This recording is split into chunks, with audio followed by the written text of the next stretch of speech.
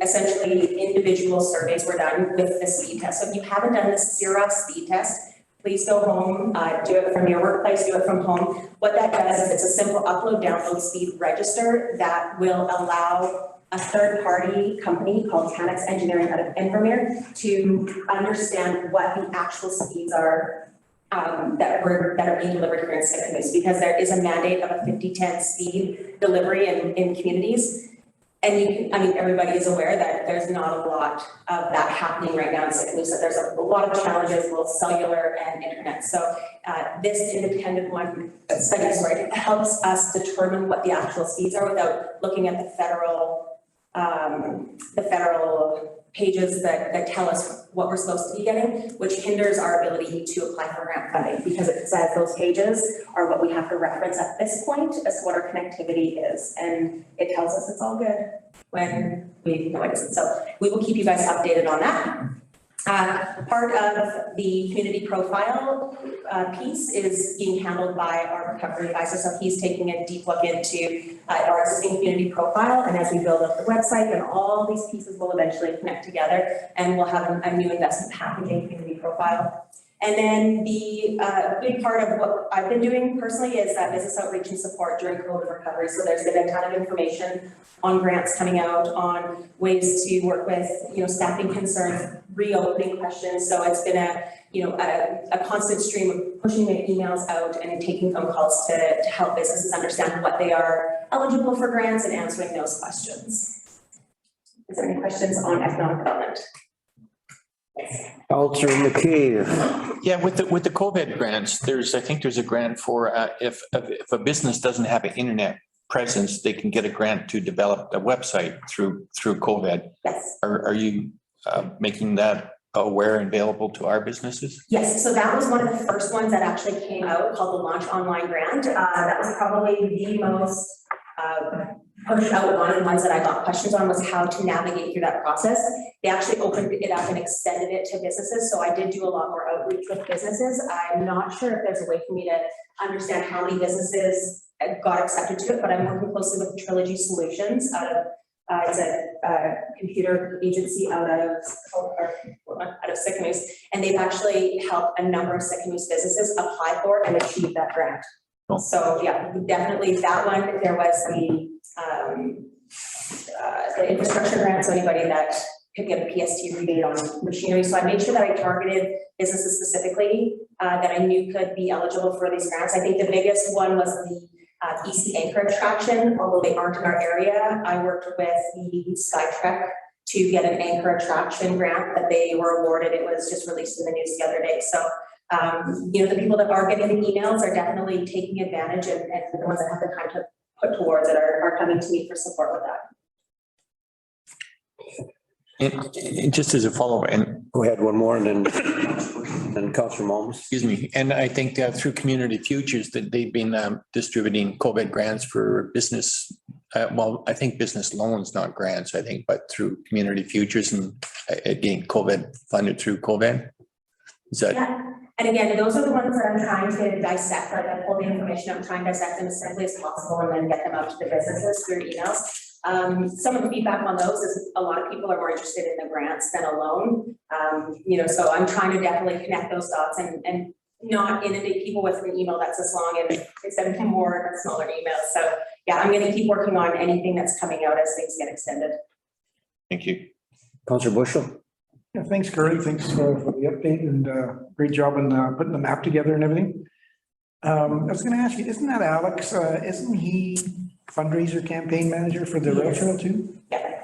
So he's got two. Yeah, he's actually got 3 contract positions right now, so we get him for for our roles. Thank you for confirming that. Councillor Moms. Yeah, thank you. Good presentation. I just have a couple of questions. It sounds like a lot of what you're doing should be overlapped by the chamber.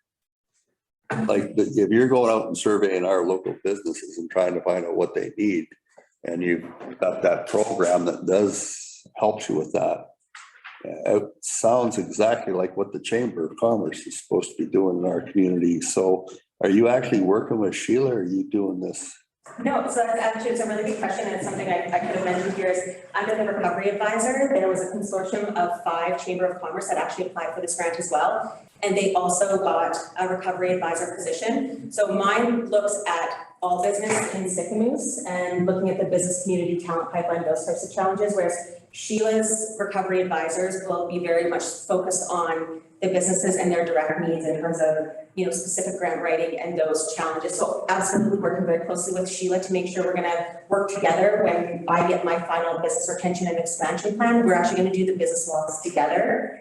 A lot of those businesses she knows face to face, and it'll be a first time introduction for me. So I'm definitely relying on, Sheila's support to get out there and connect. They also were just approved for the Executive Pulse, the chamber software. So right now we're working out how my program and Sheila's program can speak to each other without, with there still being the privacy concerns, because not all of the business I'm dealing with are chamber members. So the goal is to also support what the chamber does in terms of an advocacy positioning to the businesses that I'm dealing with and providing that information to them that aren't currently chamber members. Okay. And then just to comment on your internet, yeah, I dropped all the local guys. I went with Starlink. I was paying for 240. I was getting 30 at best, and upload was like 4. Now I'm getting 200 down, and I'm very close to 20 up. Really, I'd be very interested. I think that would be a good conversation to have with Jeremy there as well, who's heading up the connectivity. I know he was going to head out to Haslo and talk to them about having, as a municipal owned internet provider and look at those options as well. Yeah. So Starlink, I've heard such great things about Starlink. Counselor Anderson? Thanks, Carly. It sounds like there's a lot of really cool housekeeping things and administrative things, so you can start tracking and looking, which is awesome. So you didn't mention anything about the board and what they're working on. So, and Gord had mentioned for Active 2, we were going to maybe throw some pieces of property up on the website just to let people looking through Sicamous see what's going on and what's for sale. How are we doing with all of that? So I have getting a visual presentation about what the new website will look like. So again, I need to go and approach my board on the August 24th meeting to present them with the folder for the website. And as soon as I get approval for that, which does have that element of what's available for land, connections, so that all the realtors have the ability to dump their listings in for commercial property, that will hopefully be launched before the end of the year. So it'll be a standalone, because we did see the need that pulling it right off the DOS website and having its own landing spot. So right now, sorry, right now it's off the site. It's right now the dev support, where? it's still just a one page. We don't have the actual back end of a website built yet. okay to put it in. Okay. Yeah, Can it link to the DOS? absolutely. So when you're in the DOS currently right now, if you go under investment, I think on their website, if you scroll down, you get to the DevCore website. I believe it's business and investment. So currently, there it is right there. So what this will do is it'll actually link to the new website. Instead of being a page housed within the DevCore, it'll be a fully functioning, very user-friendly, intuitive website. Because right now it's just a single page within with some direct links to the strategic priorities and meeting schedules. Okay, thank you. Counselor Evans? Carly, that is a very good looking, easy to understand report. Well done on that.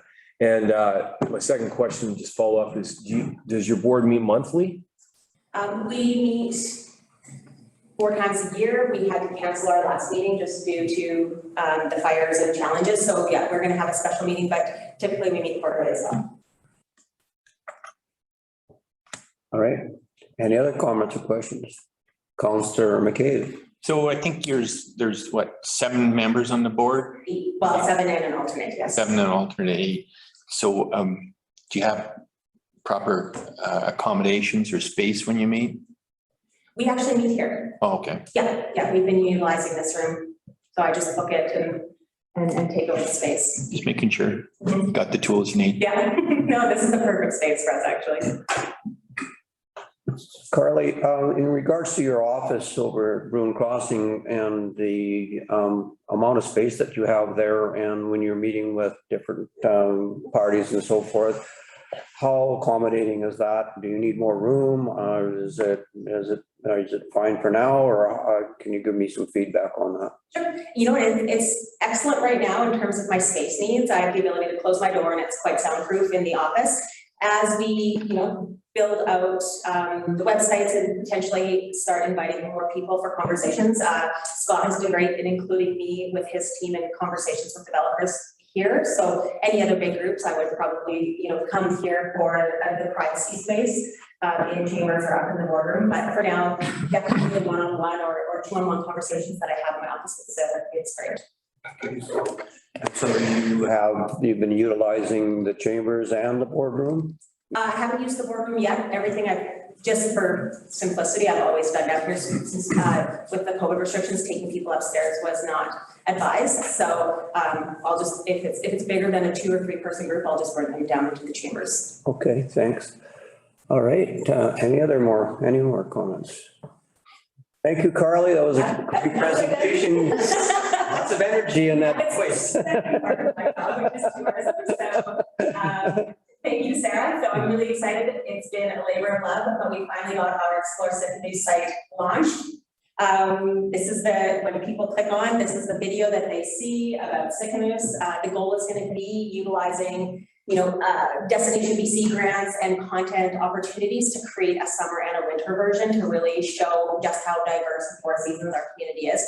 So there are some kinks still that need to be worked out, a little bit of back end stuff. I didn't want to delay the launch any longer than I had to. So we're just kind of rolling with it. I've reached out to the businesses and know what to eat, where to stay, those types of opportunities, and told them to go look at your listings, make sure that everything is right. If they want to add any additional information, I'm more than happy to update their listings. So in this next section here, we're going to start, I needed to get information in there, but my vision for this would be spring, summer, fall, winter. So as we start building out events and activities and the content, we'll house them in those 4 centers and really play around with the website. But the one nice thing about this website is it has a lot of flexibility in terms of how we want to portray the information to make sure that whatever's happening now is, front and center for people to see. So please, take some time, check out the website. Feel free to email me any feedback. Again, it's a work in progress. We're just, building it as we go and taking the feedback and making those adjustments as it happens. And then we'll be investing as soon as I feel comfortable with the kinks worked out. Then we'll have our search engine optimization investment kick in, which really means that it'll market it out to any geographic area that we choose. So we can start marketing it into the US based on their, the border easing restrictions. Once international travel, we'll start to really get it out and utilize the digital aspect to advertising through SEO for the website. So that is the website. The next really exciting thing that I'm happy about is the map that you guys all saw. So Sheila and I worked closely to create the Sicamous map. It's our first crack at our own asset. And another thing that we're very happy to take feedback on, we got 3,000 of them printed, and Sheila sent her students out today to deliver the bulk of them. Right now we have laminated both sides for hotels so that they have the ability to write on them with a marker. We gave them some flat sheets as well, but that's the new full size map. And then we also have the digital version, as Sarah just pulled up, on our Trails map, so people can actually access it and pull it down onto their phone if they would like. We're going to continue working on these maps that are hosted in this trail side. I do see the need. We've got such a wide variety of maps and opportunities for trails, both hiking, biking, and snowmobiling, that I'm going to invest in a hiking and biking map as well. So that currently is on the list of things that I'm going to have Tolliver do. So that one is coming up.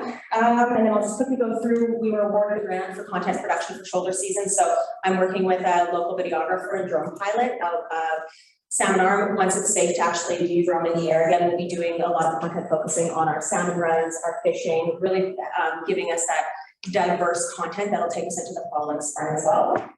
And then I'm working with Jamie to create an events hosting guide, which will allow us to actually put a proper bid in to attract bigger events to the area through an understanding of what our amenities are, not just in a paper form, but also a video representation of it.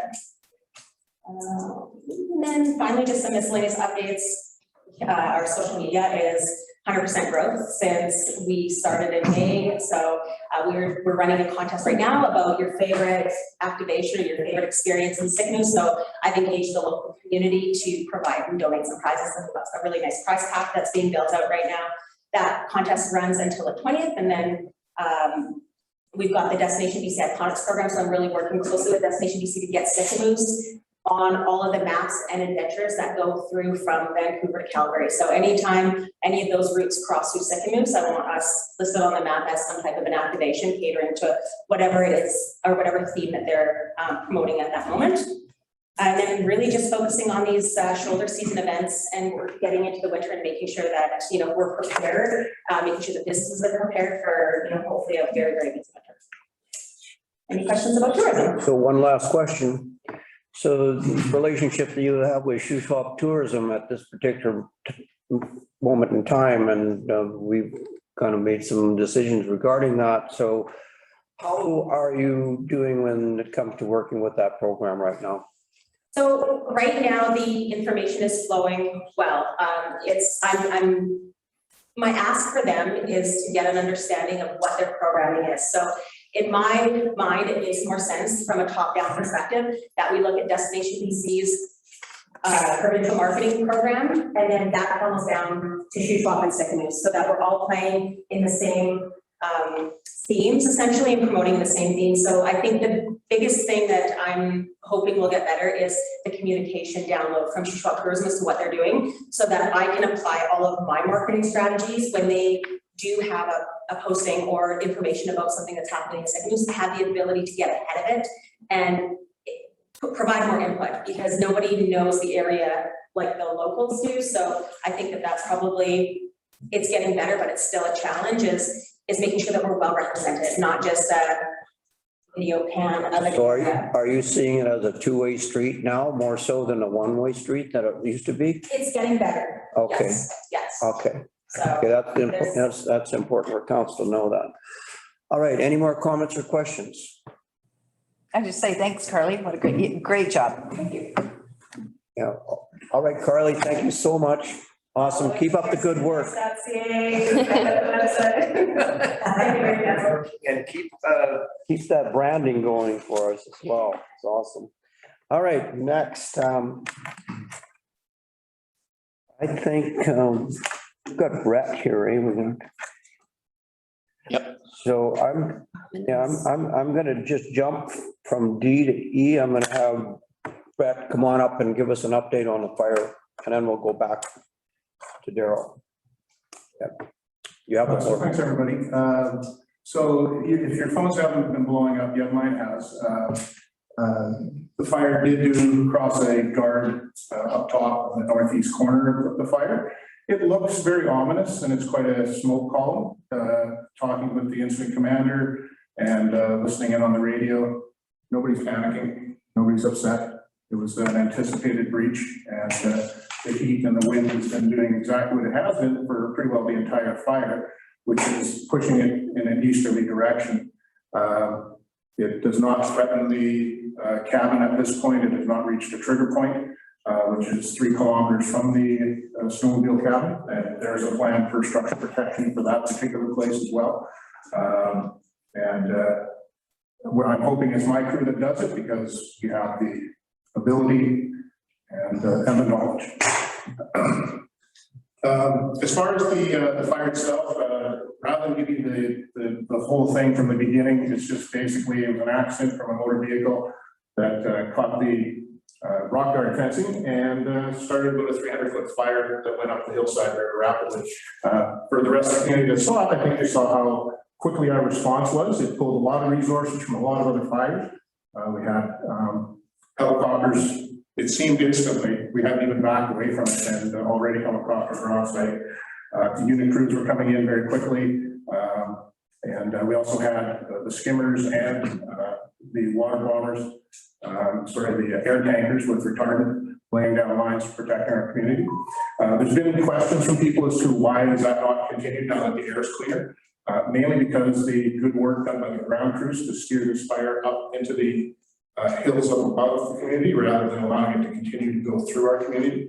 A lot of groundwork has been done, and most of it you never saw because it was all smoked in.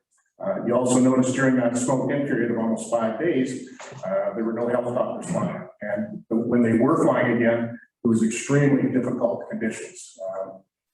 Talking to them, they couldn't tell where the water was. So you're trying to drop a bucket into the water and you can't tell where the water starts. So they needed points of reference and they ended up being quite close to docks and stuff.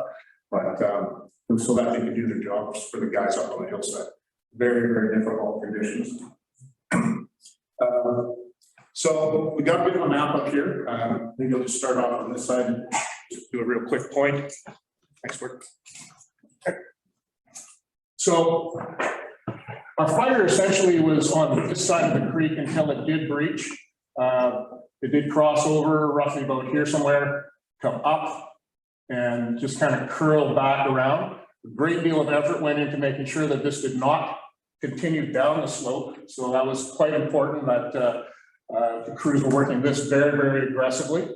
At the same time, the fire was pushing south against the wind. So this was all pretty well the consistent direction of the wind. And because of the dryness of the fuels and the conditions, this continued to push south into Hummingbird Creek. So right now, the smoke plume that you see to the far south is in Hummingbird Creek, and it's essentially containing itself in there. You can see there's a nice road alongside there. That will act as a nice guard. It's quite wide.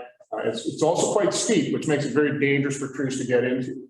This area on Sicamous Creek, for anybody that's either flown through there or has looked at it from the road up above the dome, understands that's a lot of cliffs. And when you come out of that cliff area, it's very, very steep and very unstable, which makes it pretty well impossible to put crews into. So a lot of the smoke plume that you're seeing was this stuff here. And I believe they said northeast points, which should be somewhere around here. Oops. Around this area was where it got into some spruce, and that's what you're seeing burning right now. Okay, that smoke and flames continue to push this direction. People are saying it's rank 6, rank 5. I talked to the helicopter, not the helicopter pilot, but the incident commander who just flew it, just landed, rank 4. Okay, so if you're looking at the ranking system, 1 is just burning along the ground, 2 is burning a little bit of flame showing, 3 is starting to get up onto trees every once in a while, but not a whole lot. 4 is starting to candle. So people will see probably tonight some trees candling and they'll go, oh my gosh, look at that. And yeah, it's cool, but it's not that much of a threat when it's out on the far east side of the fire, even though it looks like it's threatening Malaqua, because I've gotten a number of phone calls from people about the threat to Malaqua. Well, Malaqua isn't even on the map, okay? Sicamous, that's about 3 kilometers to the board district of Sicamous, okay? But it's been well contained from this point up, all right? On the southern part, it's got good containment and we've got some good guards and stuff in place. But this area here is where they're having some difficulties actually being able to action the fire. So a lot of it is, well, you can't set up guards there, so we're going to work connecting roads, building guards in around the upper areas to try and contain this thing from going any further. It's going to keep doing this, folks. A lot of people are saying, oh, it's almost done. It's not. And today's little bit of smoke is going to show you that it's really not finished with us. Expect it to keep going for the rest of the summer. Expect our alerts to stay on, mostly because they're trying to keep it from curling around on us, okay? So a lot of guards are in this area. The fact that it crossed one here is not the end of the world to the wildfire guys. That is moving away from the community, okay? So it's really important that people understand that because of what they see on the news, what they see on the media, what they hear, how BC Wildfire is mismanaging the fires. Don't like that.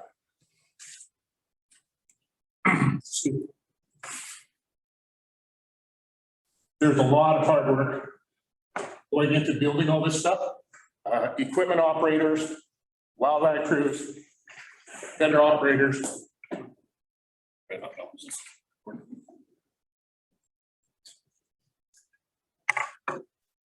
So one thing that I would ask is that you're going to get calls from residents saying they need to do more, okay? They are doing as much as they are able with the resources they have available. There is 15 pieces of equipment up there. There is, and operators, of course, and low beds for movement. There's helicopters, currently 3 running at this particular time. And then there's wildland crews up in there as well. So it's not like this is being mismanaged. You're going to see smoke, and you're going to continue to see smoke up there. And they're doing their very best to make sure that this does not become a disaster community. We are very much on our radar. They brought in an incident management team that's managing 6 fires. This is, I would say, probably 20 of the top people in the province for wildfire behavior, wildfire management.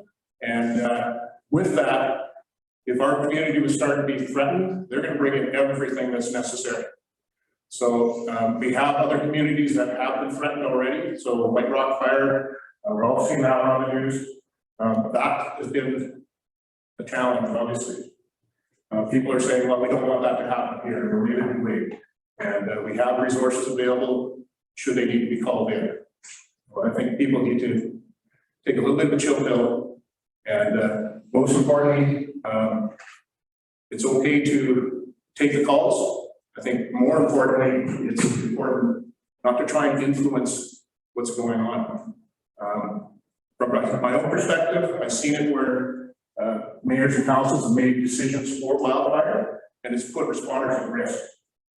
So I ask you to, try not to get too involved in what's going on operationally.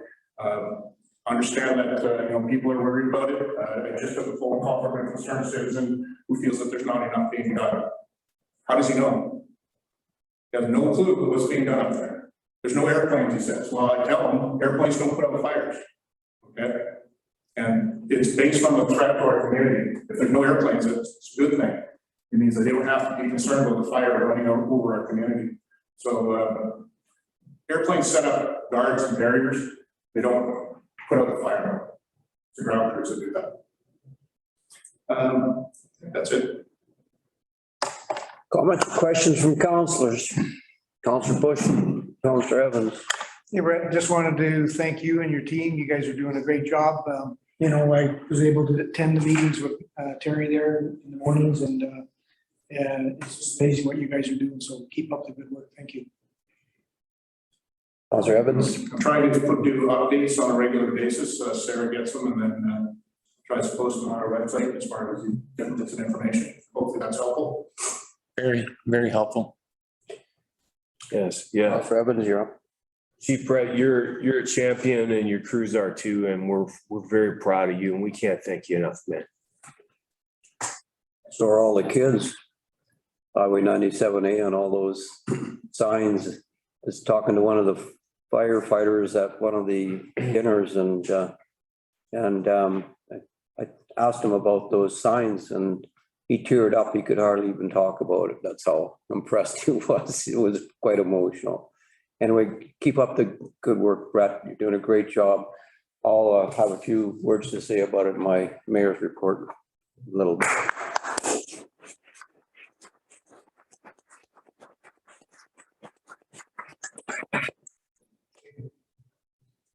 All right, moving on in the agenda, we'll go back to D, administrative updates, the July 2021 capital projects update. Daryl. Okay, thank you. So we've got a number of projects on the go right now. We've had some good success in the last couple of weeks with the beach park. As you know, it's taken 3 separate pours of concrete to get that roof and that floor and those walls done. And it's coming out nice. They've tinted that concrete and are sealing it. We got the doors on today, and we're profiling the backside, so it's all coming along. Water inside, power inside, and we're starting to irrigate. So it won't be long. We'll be using the washroom over there and getting the play park going. The treatment plant at the wastewater treatment plant behind PW. We've got the concrete contractor who's built forms in his shop. He's shown up on site. He's been putting those forms in place. We've got the excavation going, and we've taken it upon ourselves to get a lot of the sludge from the geotubes moved out to the back. So we're cleaning out the lagoon where we amassed many tons of sludge, and we're drying it out. So that's ongoing right now. The healing center, the Main Street properties, we got a company in to give us an assessment on the hazards that exist within those properties. We've got some procedures that were made from that company, and we've subsequently passed those on to Okanagan Restoration. They've been working for about a week quietly in those houses. I spoke with them today. They're about 95% done. They found a little bit of vermiculite in the walls. It's going to take an extra couple of days for them to get that out. But by next week, I'd like to have a site meeting with the contractor that's going to be doing the demo for us. So we should be getting close to watching those houses go down. So I'm hoping for next week on that. Paving and the bridge, will tie those in together. We've done the east side of the bridge. The lane is now open. It's a little bit more narrow than people probably expected. We've got bullards in the way. We needed to make room for the pedestrians to walk safely through there. But it's nice. Once it's finally paved and we get the next lift on it, there'll be a smooth transition right across the bridge. So they started demoing the west side of the bridge today, and they got quite a ways. So half of the old pedestrian walkway is probably a third of it has been removed already. So it's coming. The biomass heat we talked about, and the L-Head mountain bike park. We've put a request in to have a meeting on site with caretakers of the land, and we're just waiting to set up a time when they're available. We'd like to get up on site. I know with the fires on that hill, it's been a little bit sketchy, but we'll get up there soon. All right. And one other thing that Daryl's been doing every morning, we've been meeting with Brett, getting the briefing at the fire hall, and he's been updating Sarah as well and Jen, and they've been given an update on social media as well as council. So questions for Daryl at this stage? Okay, Councillor Malmus and Councillor McCabe. Thanks. Through the chair. Good report, Carol. Two questions, or one's just a comment with a question included. It's nice to see Sicamous South Squaw Road paving. Budget 450, actual 320.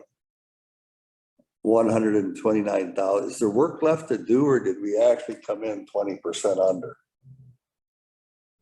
That It says completed. So I'm just, yeah, it is completed. It's been widened and it's done. It was done in I guess a little cheaper fashion as your typical mill and fill.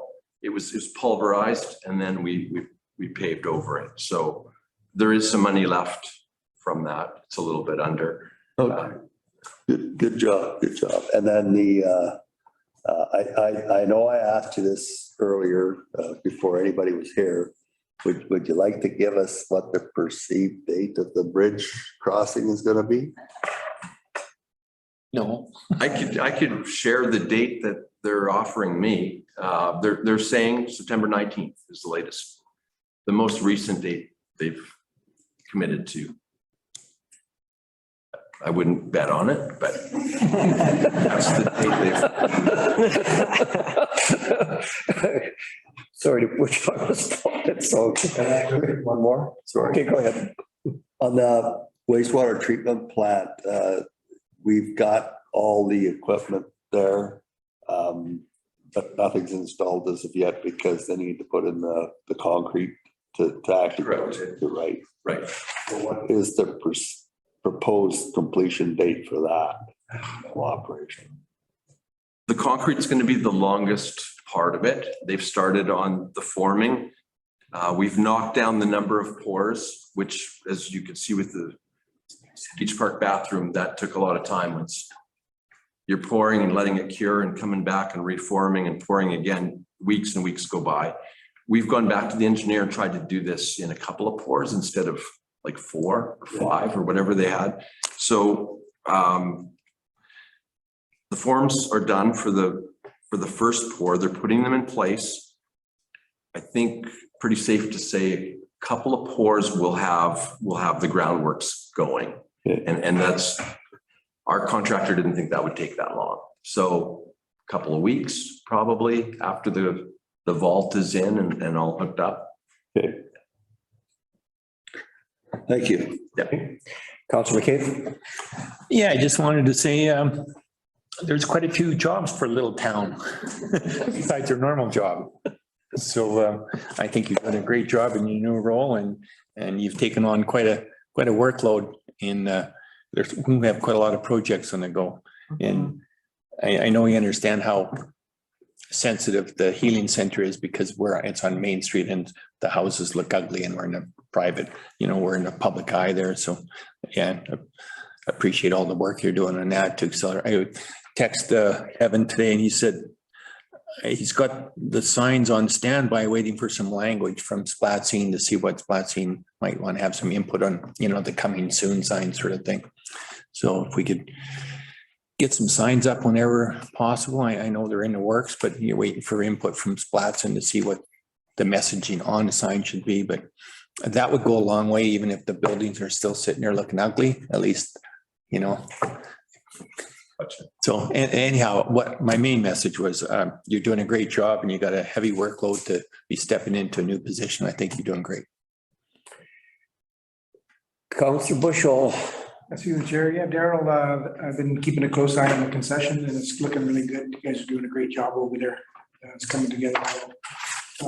Now at Mountain Bike Park, you got lots of new roads up there. So I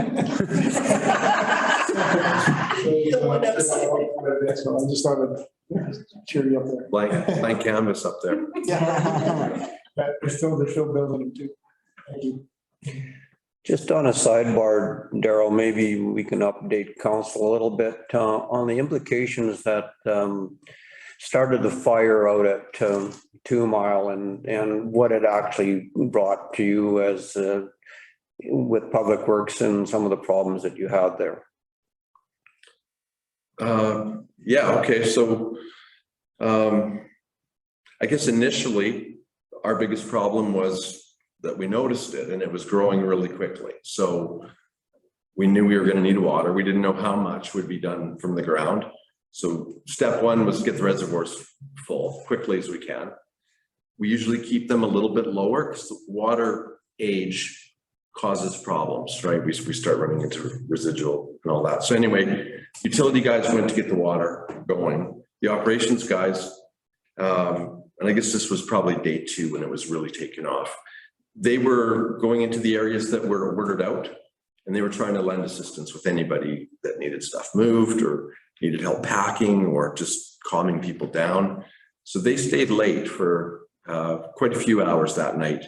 And we were trying to coordinate our efforts with the senior center. And we had, obviously, Kathy was there with two-shop emergency. And we were trying to help with that. The problems that we encountered that were the most difficult were probably due to the trees that were falling south of Sicamous, and the transmission line ran that way. So we weren't out of power. But when when things hit those lines, we got surges through ours. We have really sensitive equipment at the water treatment plant and like our SCADA system and our telecommunications around Sicamous. We've got radios and we've got repeaters and we've got all that stuff. And we've got some hardwired major pumps in the lift stations. Not so much the lift stations, like the high lift building that's got the water pumps, the big 4 water pumps. The low lift building has pumps. Those variations in power were causing voltages to go low or high. And we know this because we've got screens that we can trend that stuff on. We found specific points where the voltages on three-phase power would hit like 635, 636, 640, you'll probably blow everything up. So it was getting dangerous for some of that stuff. It was kicking things into alarm. It was shutting down pumps in the middle of running. We had soft starts fail. We had a driver that blew from one of our pumps in the high lift. The high lift moves the water after it's processed at the water treatment plant, takes it up to the reservoir. So it's a critical piece to have that high lift working. And one of the pumps blew up. So we went from 4 to 3. And that makes you nervous because we can use 3 if there's huge demand. So long story short, we watched the power stuff. It was a concern. We watched some of the evacuation areas throw sprinklers everywhere and take off. And we don't fault them for that because people were scared about their properties. But we watched the water levels just dropping. And so we were pumping. And those pumps would run 16, 18 hours a day. So the trends were scary. We had utility guys checking like middle of the night stuff, like around the clock. So yeah, we came through it. Okay. We had some stuff fail. We had some stuff get fixed really quick. We had people on call and we had a lot of heroic efforts behind the scene that people don't realize. Utility guys did an amazing job in the last month.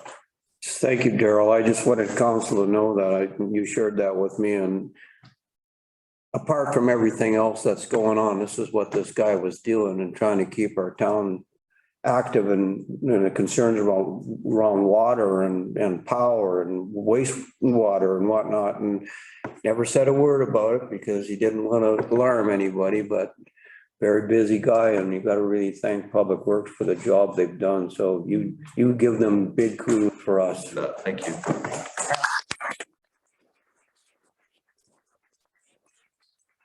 All right, going on to building permits. Scott, you're up. Yeah, the building permits look kind of the same as last month. 2 new single-family dwellings.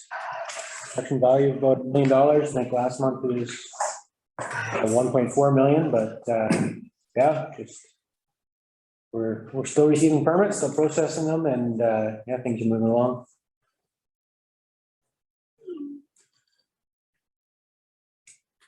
Any comments or questions in regards to building permits? Another busy guy in the office. All right, go ahead, Councillor Bushel. Yeah, I just want to say that our planning committee, we've been meeting the planning department every second Wednesday, and yeah, they're pushing them through. There's been lots of building going on, lots of little permits and big permits. So there's lots of things still to come, and you guys are doing a great job. Thank you. Current development applications. Yeah, and so Sarah's brought them up on the screen. You can see the ones that have August 11 on them are the ones that we'll be dealing with mostly tonight.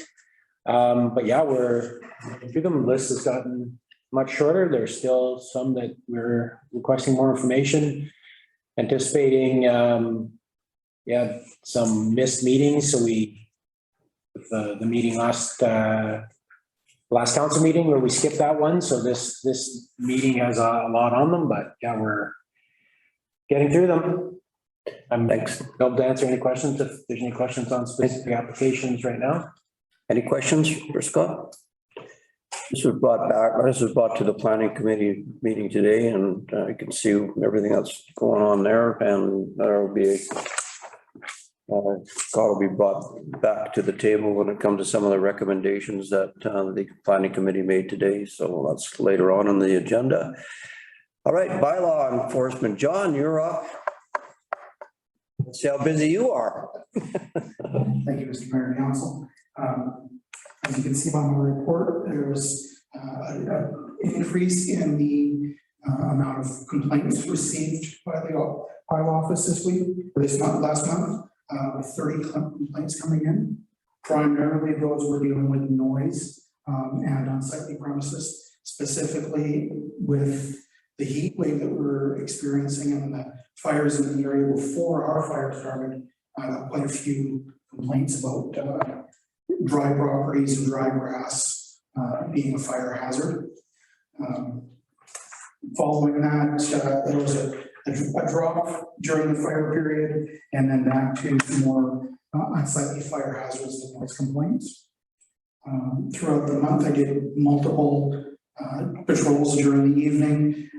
There was quite a spike of parks violations, specifically youth and young adults in the park after hours, having a good time. So I'm now jokingly referred to as the fun police. But they're very responsive to my attendance, quickly cleaned up after themselves and mitigated the premises as is required. So I've been very, very successful and quite happy with what happened in July. All right, comments? Councillor Evans and Councillor McKay. Just the one that popped out of me, a vermin complaint. Was that a rat problem? That is another rat problem, yes. I currently have 3 open files on rats, and we've unfortunately received notification from the Ministry of Environment that we're no longer allowed to use the rodenticide that we were using.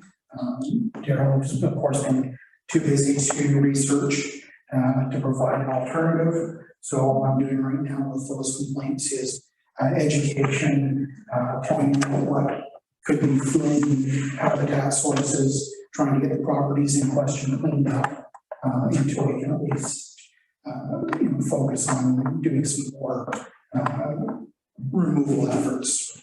Okay. All right, Councillor Anderson, go ahead. I just want to follow up with that. Is that the problem? Is it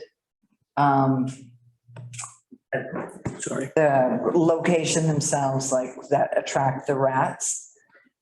Or is there a neighborhood or street in Sicamous that, has got more than their fair share, but it doesn't have anything to do with garbage or habitat? Most of what I've been investigating, there is attractants in the immediate area. Quite frequently, it's actually compost. If people aren't turning their compost or allowing it to heat up properly to break down those materials, that provides an excellent source of food for the rats. And once they've found a food source, they do move into the area, they look for the habitat and try to make their nests. So. Are you done, Councillor Anders? No, just one more thing. Is there any way we can do some education, like mass education? Because once you have a small rat problem, it's going to grow into a big rat problem if you're not getting rid of them. So maybe we should do some education. I know the CSRD had been doing some education on composting. I can see what's still available from them and sort of focus that on my education program in the coming months. Okay, thank you. All right, Councillor McKay, then Councillor Bushel. Yeah, it's just looking at your table here in July 23rd, 50 plus people at the park that you dispersed, and there was alcohol involved. Do you phone the police before you put yourself at that kind of a risk? Like, are you being safe doing that? Like, are you okay that way? In that particular case, I took a look at the crowd. The majority of the people there were youth and young people that I've already dealt with, that I'm friendly with, and have great, as much as I sort of brag, great respect for me. When I went in there, let them know what was going on, even though it was before the park closed, they very quickly shut their party down, cleaned up, left themselves, and were on their way. So I try to avoid calling the RCMP unless it's something where I feel that I'm going to be in physical danger. That way, when you do call, they come. Exactly. Okay, I just concerned. Counselor Bushel?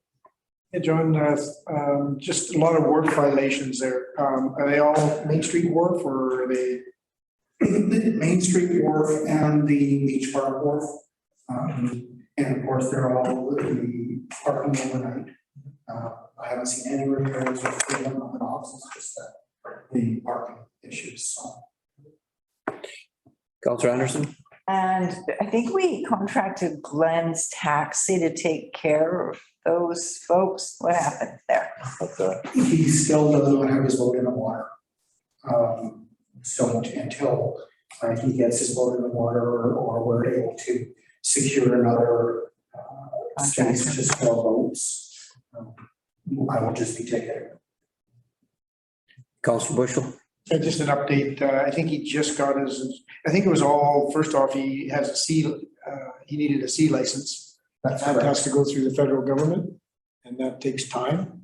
And then once he got that, then of course insurance. So insurance is hard to get nowadays. So I guess he's got everything and he's pretty much ready to roll.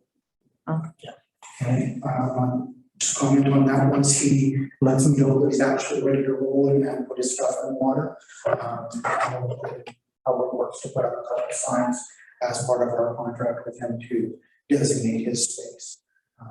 To ensure that he's able to operate as well as allowing us to continue with enforcement of violations. So John, looking at July 1st all the way to July 31st, how many tickets did you write? Do you have a total number in your head or? I would estimate about 150 tickets, Okay, maybe a few more. just calculating how many per day that is. Okay, you're a busy guy. I do a lot of running around. And for the most part, when I find one violation, I'm normally finding 5 or 6 in the same immediate area. So it's just a matter of walking around the line of traffic and writing the tickets. All right, John, any other comments or questions for John? Thank you, John. Keep up the good work. Thank you, Mr. Mayor, Council. All right, recreation update. Jamie, you got the floor. Thank you. Good evening, everyone. Through the chair, I'd just like to give council a little bit of an update on our after-school club, because believe it or not, we're talking about going back to school and all of our fall and rec programs. This summer's Summer Kids Club program has been exceedingly busy. I am servicing 14 children almost every single day, and of those 14 children that we are servicing for childcare, probably 95% of them are local children. So what we have done is when I originally started our after-school program back in 2016, I was lucky, 1 or 2 kids. Some days we didn't have after-school club because there was no kids. We then started to grow. We started off at the local elementary school, but then ran into some problems because when the school's not open, we had no access. Fast forward, move over to Finlayson Place. For the first couple of years, it went great. It was smooth. Again, 3 or 4 kids, that sort of thing. We were keeping the noise level down to a smaller building. 2 years later, we're at max capacity with 10 kids every single day with kids on a wait list. That caused problems to our neighbors downstairs because it's very hard after kids have been sitting all day in order to sit still. As much as our instructors try to keep them from running and jumping and playing their kid games, it doesn't happen. So for the short time being, what we did for the summer is we transitioned them over to the curling rink in hopes that we could find a permanent home for our after-school club. So that was my main focus for the summer, was trying to find a suitable location. So some of the options that we looked at was contacting the school board to say, hey, look, can we utilize your space? Can we get a classroom? Knowing that we had the backup of Finlayson Place for spring break camp and COVID days, so that we weren't on top of our neighbors and our tenants, creating noise issues. Unfortunately, which goes to what I'm about to report, Parkview Elementary School has increased so much that every single one of their classrooms is going to be utilized this year for divisions. Hardly 6 years ago, they wanted to close our school, guys. So that says something about our community. We've had conversations with, I know Terry spoke with the Legion in order to move the Kids Club to the Legion. In the summertime, it's a tough fit because there's no green space, there's no playground area, that sort of thing. And then when we look at it for in the fall season coming on, they have a key tenant that's in there on Tuesdays and Thursdays that conflicts with that's with their karate program. So Legion, unfortunately, not a good space for that. I contacted our Lady Fatima Catholic Church on Cherry Street, because we know that that facility sits empty 6 days a week. Unfortunately, they do not want to rent to us as well, so they declined our request for rental. Contacted Councillor Evans about use of space at the hub. Unfortunately, he runs programs that coincide with the time frames that we need in order to run our recreation after school program. Then we had a conversation with the new arena manager, Jeff Foucault, who was very open to the idea. There was a space that was at the back of the rec center that was above the local weight room. Not ideal, but it would work until we came up with a permanent solution. However, once they kind of gone back and he started talking to the staff, one of our key logistics areas that we ran into problems with is that in the months of September, April, May, and June, our rec center is only open from 8 a.m. to 4 p.m. We need our after school program to run past those hours. So unfortunately, that struck us back down.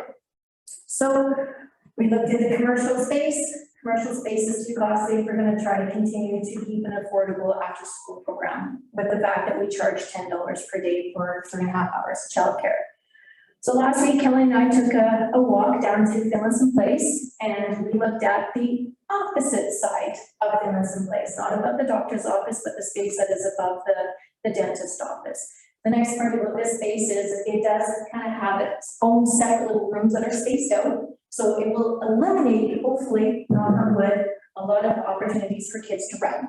And so what Kelly and I spoke about is that we're going to spend a little bit of money and we're going to turn it into a safe space for the kids. We're going to get some couches and some chairs and some spots that they can sit and they can relax and they can hang out. It's kind of their little bit of a hangout room.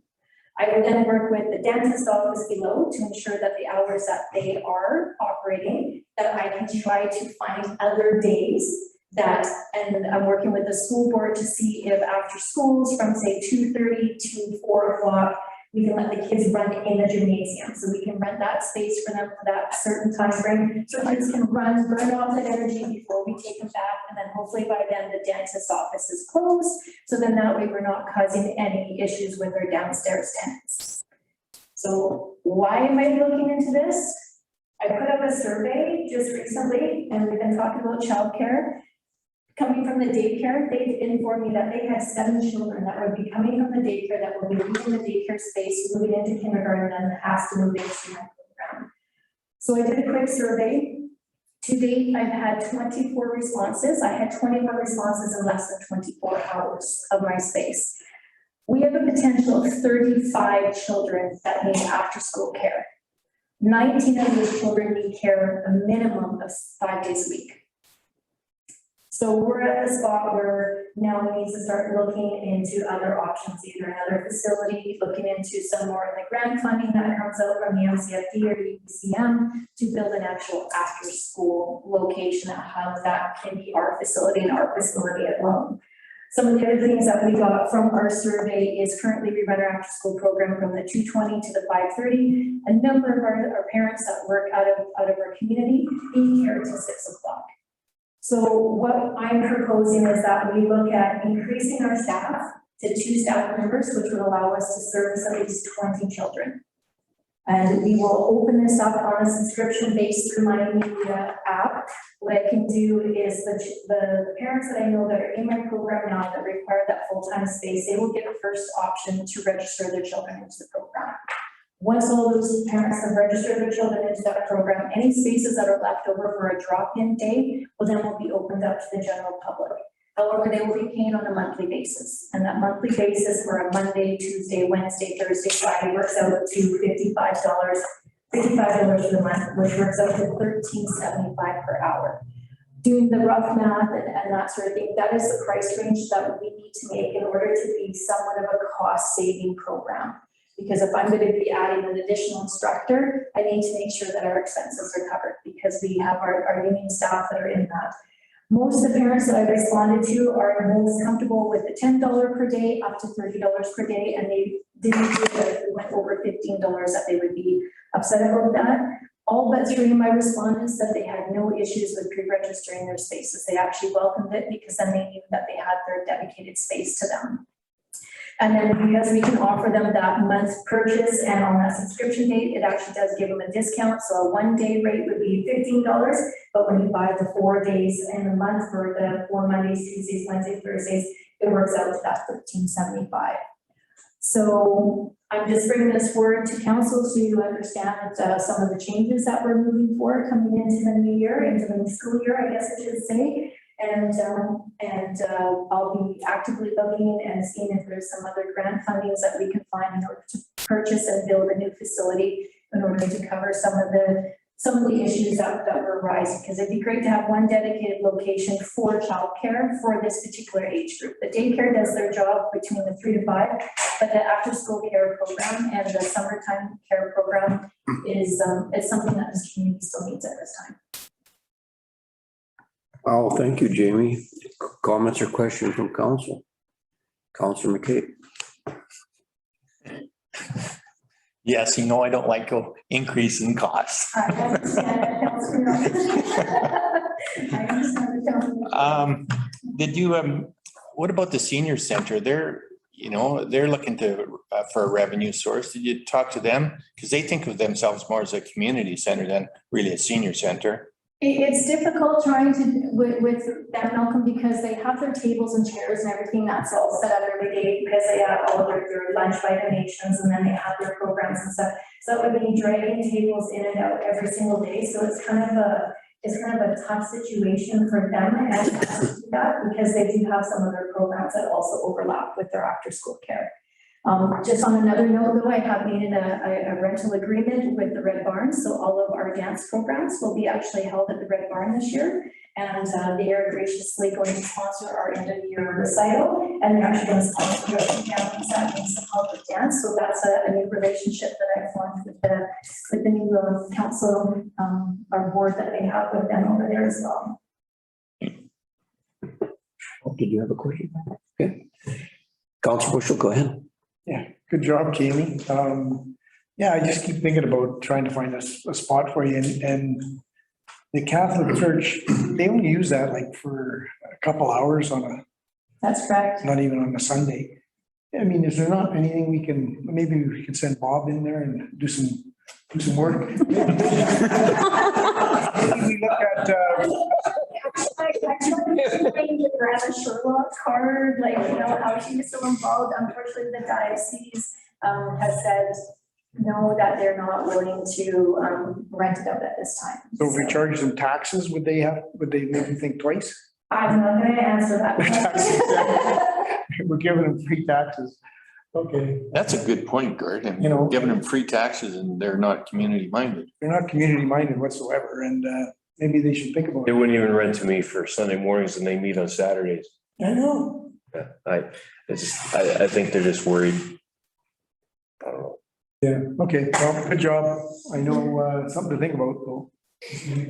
Factor in that offer. I'll take Father Dale out for lunch next week. Thanks, Bob. Thanks, Jamie. Thanks, Jamie. One of the challenges we have in a lot of different areas, and that's the lack of facilities, and we recognize that. You're trying to figure out every option that you possibly can, and so we appreciate that as well. So I'm not sure what the total answer is at this particular stage, but you're trying to figure it out. So I guess that's got my respect for that. My best hope is that I can gain access to the gymnasium, because if I can get access to the gymnasium at the school, even the 3 days a week that the dentist office is in operation, at least then that's a place where the kids can go run and they can burn off steam. But I've sent 2 emails that followed up with a phone call today. The school board can't even give me a full answer whether or not they're even going to open up the schools to be rented out, because we still need to remember we're still dealing with COVID. And until they make their decision, I'm sitting even with some of my rec programs. I'm kind of waiting for them to make their decision before I can move forward and bringing back some of the rec programs like the drop-in floor hockey and things like that. So I think where I feel it's problematic and I just can't get past this, but like our recreation center, I mean, you're right next to a playground, you've got the ballparks right there, and I understand why you want to be at the curling rink because of all of those amenities, and yet there's an hourly thing that's a problem. I don't know, we should have a chat with the CSRD and see if we can sort that out, because that's where those kids should be. That's where they should be. And there they have that upper area of the rec center that is empty for pretty much the year round, you know, and we pay big money into that rec center. And so I'm gonna have a chat with Mr. Fiocco and maybe Ryan Nitchie and see if we can get this thing rectified. But anyway, let's see what we can do on your behalf during this, but in the interim, keep up the good work. Totally get it, so. Okay, thanks, Jimmy. All right, let's go on to the next thing. So, had the fire chief. Okay, so as a late item, I brought this EOF funding, Sicamous Area E, and there's a recommendation that's going to be coming forward to the CSRD board. And, but we do have some time on this. So I talked to Charles Hamilton today, being that our CEO is on holidays right now. So I got some feedback with him. He wanted to have a meeting at 2 o'clock today. And I told him that I would not ratify this until I got support from council. In the interim, I did get a text back from Evan, and I'll just read it out here just for everybody's information on it, because I reached out to him on it. And he says, I called Hamilton, he says, good call. I told him that the very same thing, that we'll meet with them next week, that all you need to tell council, we don't need a resolution tonight. I don't want any rash decisions before we have a chance to talk to Rona, Charles, and Ryan. I have a few ideas myself on how to match this great grant fund program. The idea behind the money that he wants from the EOF fund, $232,000, of which 50% of it is our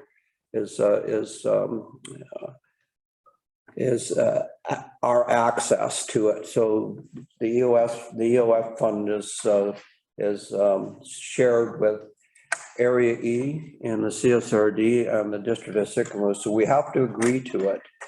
And what they're trying to accomplish is they're trying to get a $500,000 grant in order to build out the rail corridor.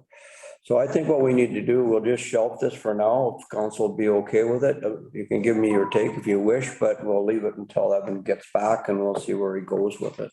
Are we okay with that? Okay, all right. Okay, good. Then we'll move on. All right, so DOS strategic priorities. Is there anything that council would like to discuss on the strategic priorities at this particular stage? I think Daryl covered a lot of it in this capital report. All right, I'm not seeing any hands. Go ahead, Jeff.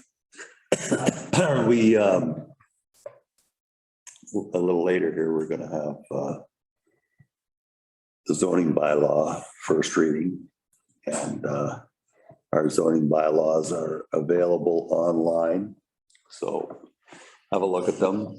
This is open to the public. We need your input so that we end up with getting the zoning bylaws right for the community. So if you have a concern about what you'd like to see happen in our community, have a look at the zoning bylaws, because they will determine what our future is. All right. Yeah, that was discussed at the planning committee meeting today. Some concerns, and it's going to come to council for first reading later on in this council meeting today, but there's still work to be done on that for sure. So there it is. Take a look at it.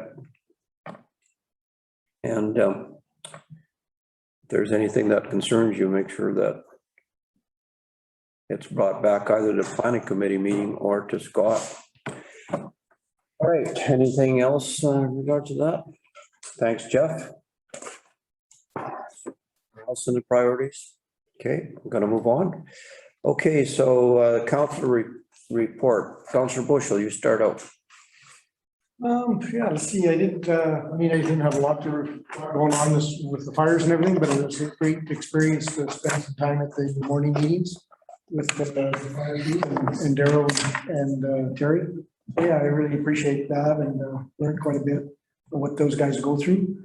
And I think that's about it. And then the only thing else I have to report is Colleen's birthday today, so. Oh, for the love of God. You almost made it. Happy birthday. Happy birthday, Holly. Thank you. No. I only have to report that it's my birthday today and it's my anniversary as well. So, yeah, So it's your report now? that's my report. That's your, That's my report. It's all about Colleen this week because it starts today. all right. Councilor McCabe, you're up. I don't have anything to report. Wow, that's different. Okay, Councilor Aries, you're up.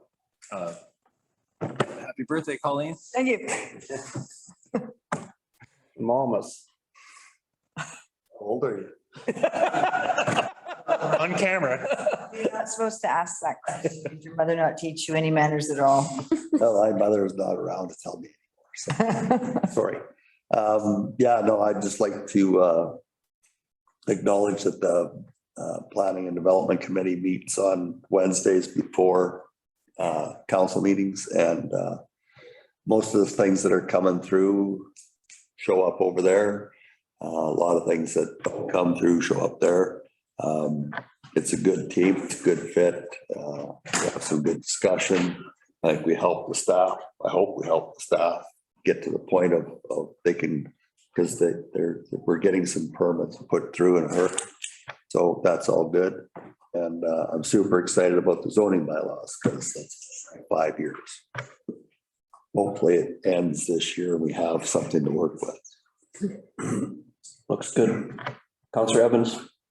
Nothing to report this time. I think the way that our staff and the people on the ground are making this town work, just amazing. And the firefighters, and just blown away by the commitment they have.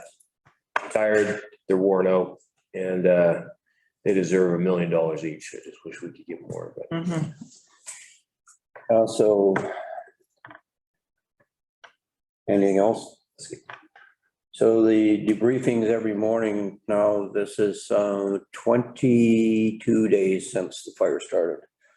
And we've been meeting with, I started meeting with Evan every morning at the fire hall. And I have to say that, and well, Brett's not here, but the professionalism and the deployment of every single firefighter and the different fire departments that came out to help us, Salmon Arm and Al Golden and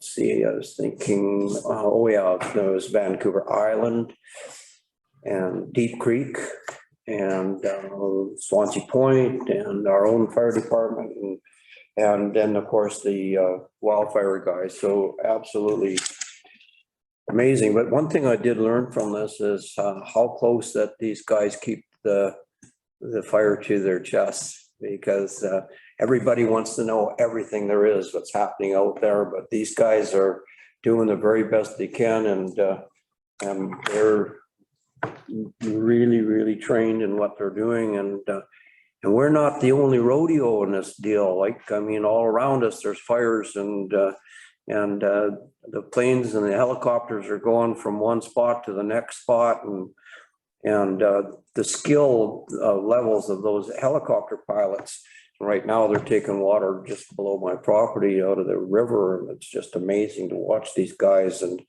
the fire will be a challenge for us probably until the snow flies. So, but they're keeping it going away from the community, and the winds have been kind of favorable, and it's been really something to watch these guys perform their duties, and they put their lives on the line every single day that they're out there. One of the most interesting things was when the kids put all those signs up along Highway 97.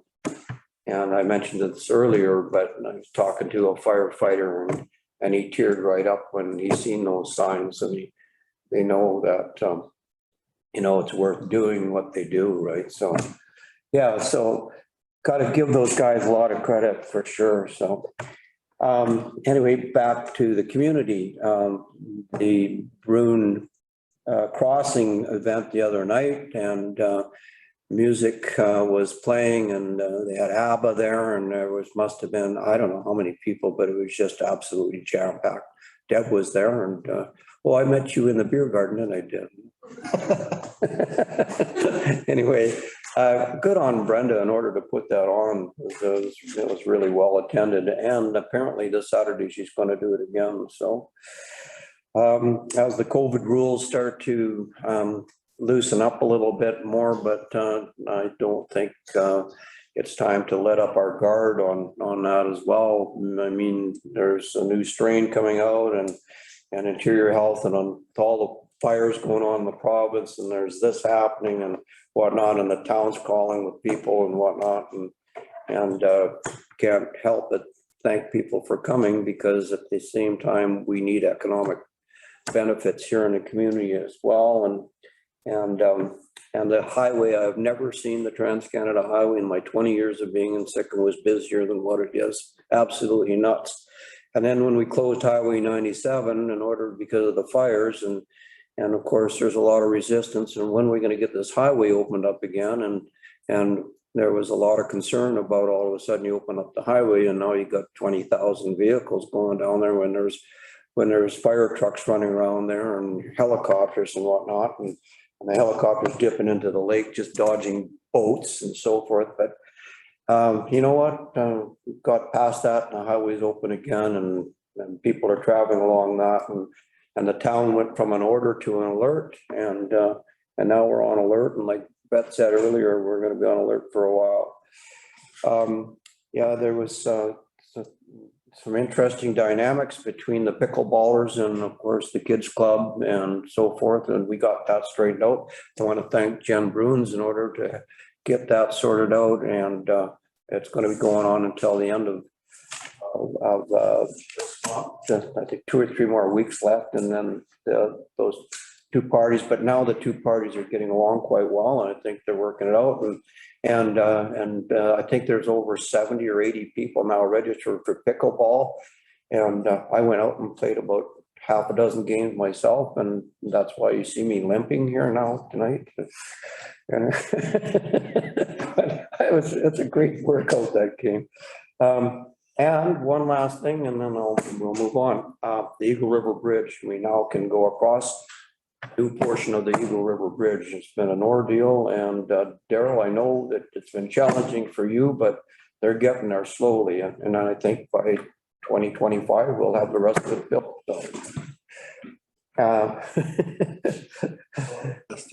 So that's pretty much it from my report. There's probably a lot more, but I think that's enough. All right. Moving on. Recommendation that the committee of the whole now rise and report, and that the recommendation from the August 11th, 2021 committee of the whole be adopted. I need a mover. Move Councillor Malmas, Councillor Aries, all in favor. Carried. Thank you. Okay. So I don't know. Do you have the public on? Yep. Yeah. Is there anybody with their hand up that might want to comment online? Or do we have anybody online?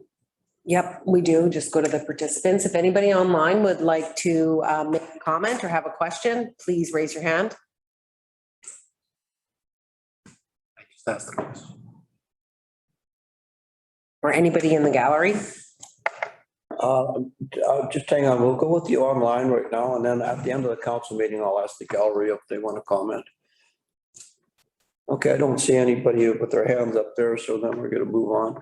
Okay, communities in bloom, Deb, you wanted to comment, you're up. You've been waiting patiently. It's all good. There was a bit of a miscommunication. Actually, I'm gonna try to just, because I'm loud, right? So there was a bit of a miscommunication between Jennifer and I. I had, my top priority for tonight was actually the Fungi Fest, and I'd sent her two different, but she thought it was the same thing, I think. So I'm just going to go through my Fungi Fest thing first. And then as far as the communities in bloom, you guys all received as part of the filing is, your document. So that can be more about something for you to think about, or if you have any questions. But the Fungi Fest, I want to go on the record pretty quick with it because it's just over a month away.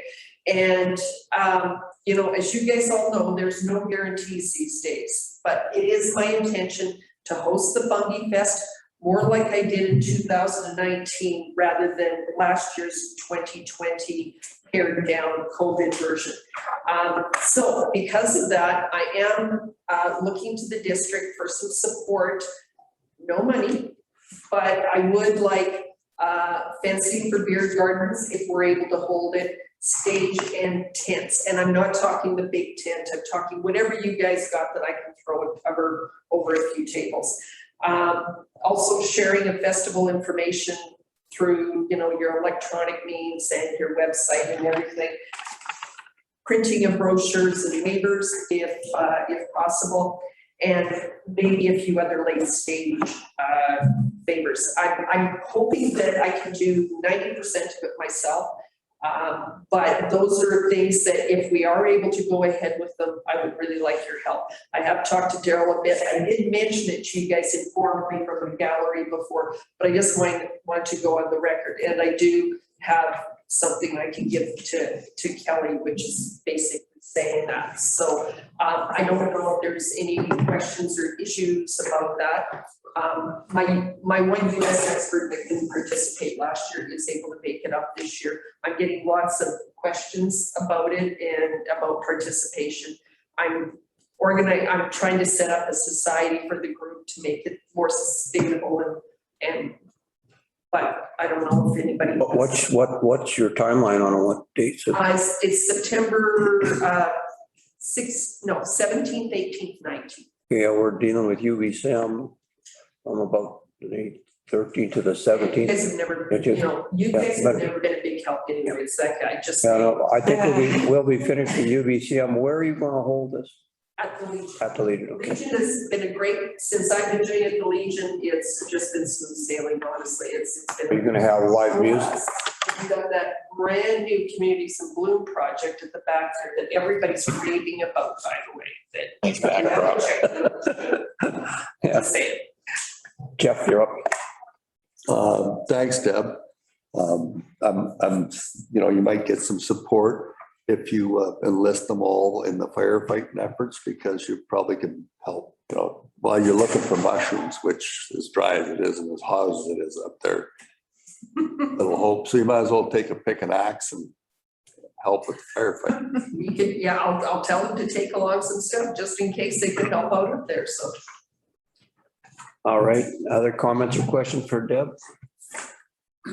All right, Deb. Oh, go ahead, Brian. I was going to comment, I have a decent view of your feature wall there, and it took one of the most bland spots, which has got one of the best, most usable parking lots in town, and now added a fourth really quite nice wall to it. So I'm sure maybe that'll love. Well, the weeds were up to here in the old propane tank, and if you haven't got close, like what I love about it is it's a nice visual from Main Street, which of course you guys know I'm always really into.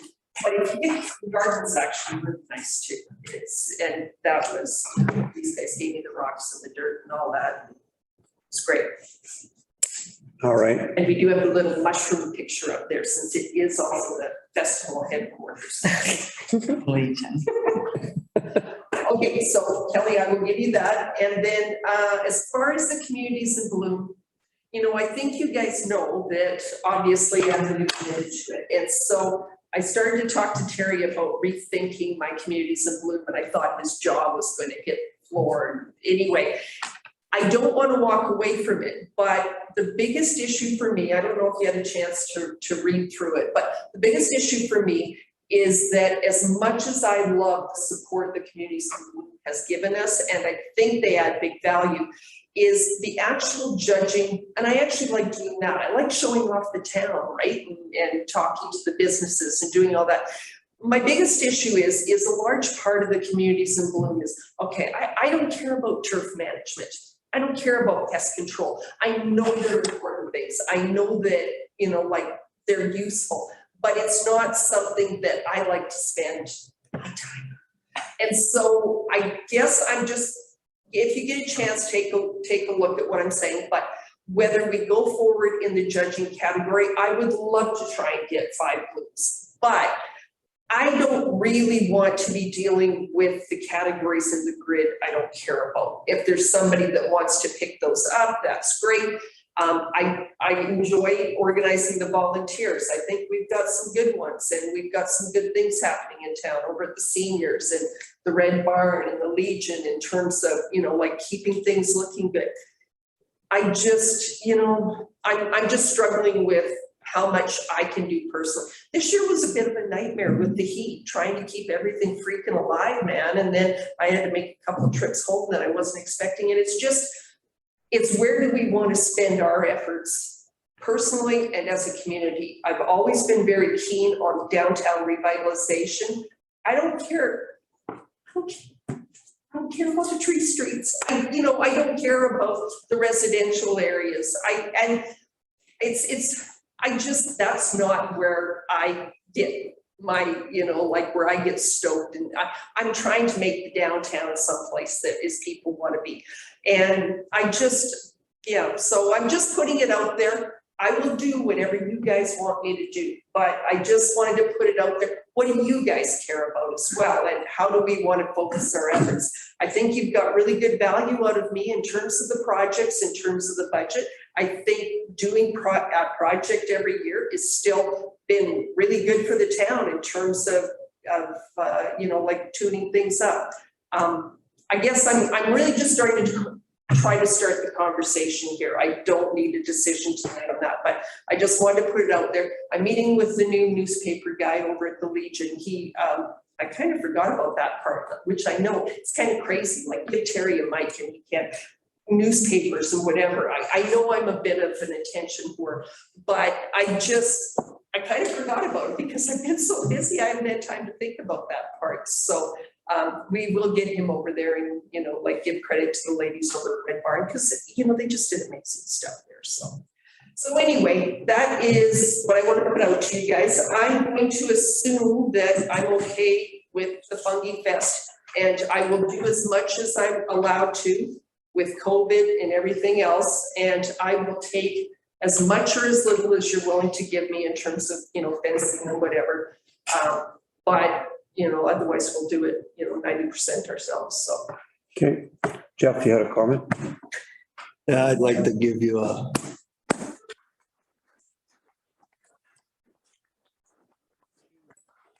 you push all the right buttons.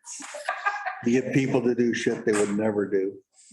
And I've enjoyed working with you, and I hope you stay on with the communities in blue. Yeah, no, I want to keep helping you guys. And I agree with you, it's the visible part, the main street, the part that is the rest of it is up to the residents. And if they look at what we're trying to do with what's in our control, then they should maybe look after their own backyard. I believe in that theory that if everybody does their own little bit, then it all looks good eventually. Okay, any other comments or questions? Go ahead, Ryan. Thanks, Deb. I think you laid things out pretty simply, and you've got our support no matter what. I mostly just want to say that I'm sure everybody, if everybody doesn't know, the evaluated category is pretty in-depth and involves Deb around town for days with people who look at a lot of aspects of our community, and there's a lot of benefits to that.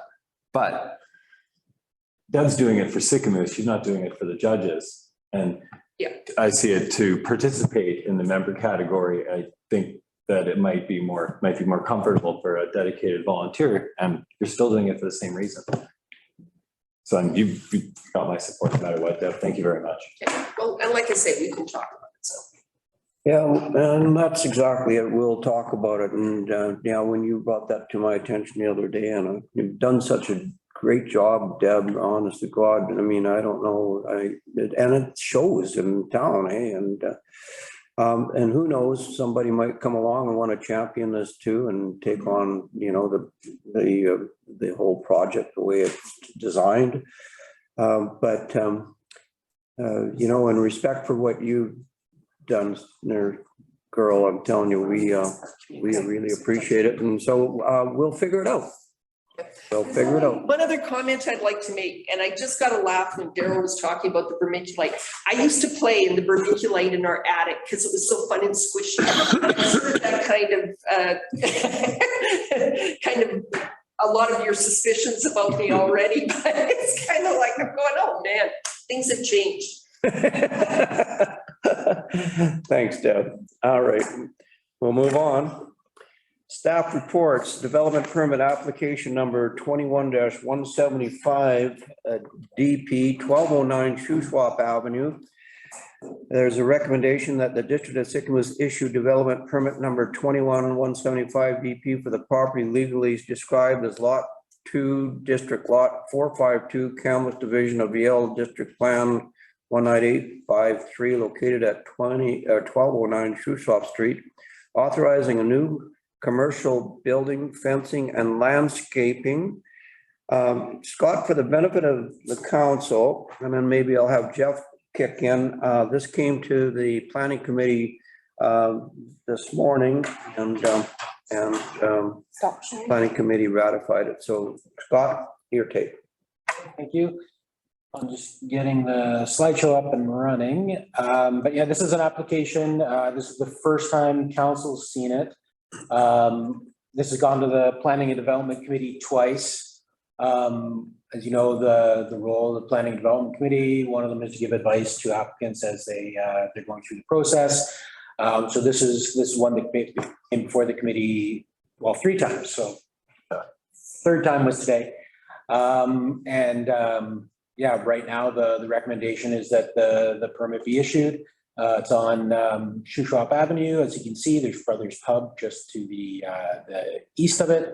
But yeah, right on Shuswap Avenue next to the distillery. The idea is for a 1,200 square foot commercial building in the backyard. It's zoned town center, and it's C1 town center commercial. So the property right now has a home at the front, and then a business renting out boats behind the residence. And the applicant's looking for a new 1,200 square foot building. We worked with the applicant, giving him advice on what the development permit area guidelines are. And at one time, the building was back in the top right corner, next to Brothers Pub, and a variance would be required. There's some issues with code and fire code being with 2 buildings so close together. And we were able to convince the applicant to move the building to where it is now, kind of in the middle of the property. Some other issues we were looking at were landscaping. There is a hedge across the front. Some of the advice from the Planning and Development Committee was to a little bit of treatment on the hedge to prune it and make it look a little bit better. A fence was proposed, 1.82 meter fence. We continue the fencing around the property. And then the building materials, the applicant was able to provide us with some colors for the building materials, and then the style of the building. So to show, this is the style of the building, Quonset style building. He's not sure if he's going to go with this style or a stick-built building. We thought if the colors remained the same and he finished them as he would in the permit, it would probably be okay to go that route as well. Here you can see the property. This is looking from Main Street. This is across the parking lot of the distillery, so that fence would be continued to the back of the property. Here's the front of property. You can see the hedges. There's actually is one of the district planters in front of the property. But yeah, this is the hedge that Planning and Development Committee recommended that it receive some kind of treatment. And then you can see the house in front of the property. Planning and Development Committee today gave the advice that they'd like to see if the hedge is removed, then the building would be improved to the point that it would look like a business, not necessarily a residential dwelling. So we did send out for our regular referrals. No objections from the bylaw or engineering. The fire chief did have a concern when the building was located in the back corner. And again, the Planning and Development Committee did offer some advice to the applicant as well. Again, we're recommending that this be approved, and the Planning and Development Committee just wanted to make sure that if it is issued, that the hedge, if it is removed, then the form and character, the home with the form and character would reflect the commercial development permit area. Perhaps recommending approval. I would say this application has been incomplete. And if we're holding other people up to a certain standard with the application they're submitting, this one probably failed in that respect, but for the most part, the building as proposed and the fencing is going to meet the development permit areas. Thanks, Scott. Councilor Malmus. Through the chair, yeah, no, it did come to the Planning Development Committee, and that was the third time.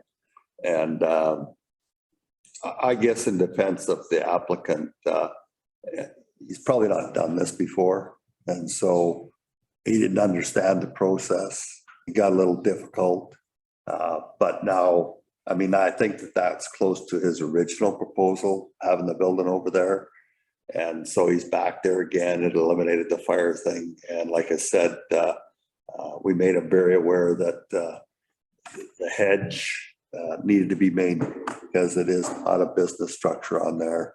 And if he removes the hedge and the dwelling becomes visible, that he will have to face it to look like a business on Shuswap, because it is a downtown core. So we let him get away with that. We're kind of thinking that, no, this might be there for some time in the future, not too long maybe, because if we do what we're supposed to do and the community grows, then that property may evolve into something else. So anyway, we're glad to see it go ahead and him have a plan that's going to work for the community. Any other comments or questions on this then? Not? Okay, then I'll call the question. All those in favor? Carried unanimously. Thank you. All right, going into B, development permit application number 21061 DP, development variance permit application number 21061. And this is 1129 Riverside Avenue. So I'll read the recommendation that the District of Sicamous authorize and issue development permit number 21061 DP for the property legally described as Lot 1, District Lot 452, Kamloops Division, Yale District Plan, KAP 80730, located 1129 Riverside Avenue for a multifamily residential / motel building, marine storage building, and waste container enclosure, and issue development variance permit number 21061 DVP to vary the maximum heights and setback and provision of usable open space requirement for residential and commercial buildings. This also was brought to the planning committee this morning and was ratified by the committee. I will have Scott comment on this, and also Mr. Malmus. Go ahead, Scott. Okay, so this is an application for a development permit for a 7-unit multifamily motel type building with some marine storage. And it does include a waste container enclosure. One of the variants is for that waste container enclosure. The issue at the Planning and Development Committee today was that they want to get access to it from the street. So instead of coming into the property and getting access to it, getting access from the street. There's already 2 accesses proposed for the property. So that would be kind of like a third access, taking away on-street parking. We're in an area that parking's a concern. So staff's recommending these permits being issued, and the Planning and Development Committee supported that. However, they want to see with no access to garbage from the street, they'd like to see access to garbage enclosure from the property. I believe Cody or Marco are online, who are the applicants or representing the applicants. This is the property located on Riverside, just again, we're just one property over from Main Street. Here you can see the property largely undeveloped. There is an area at the back of the property that's been identified for storage for Portside, which is across Riverside. And the property is zoned town center or designated town center and zoned C4A waterfront commercial. I believe that was done in June. It was that bylaw was adopted by council to rezone it from waterfront commercial to waterfront commercial residential. Here are some elevations of the property. The lower one on the right is kind of the back of the property. You can see the finishes on it. And then the top left one, this is the view from Riverside. So you can see that one unit will be getting access straight from Riverside. And then there's also a commercial business that could occupy the space on the front left side there. And so the development permit, a 7-unit multifamily residential building, 3-unit green storage, and then there's recreational vehicle parking for the multifamily residential. The permit lays out the form and character, some of the finishes on the property, screening and landscaping. They provided some exterior lighting. It'll be focused down. They provided the actual model of the lights that would meet our requirements for the development permit area. And then one of the things is they're not providing private open space. So right now in the guidelines, multifamily development, you need to provide private open space for each unit. In this case, it's not proposed to be provided. Development variance permit, you can see the variance from 8 meters to 10.78 meters. So the commercial side of it, you can only go to 8 meters. So these buildings, the garages, and then the units on top, 10.78 meters.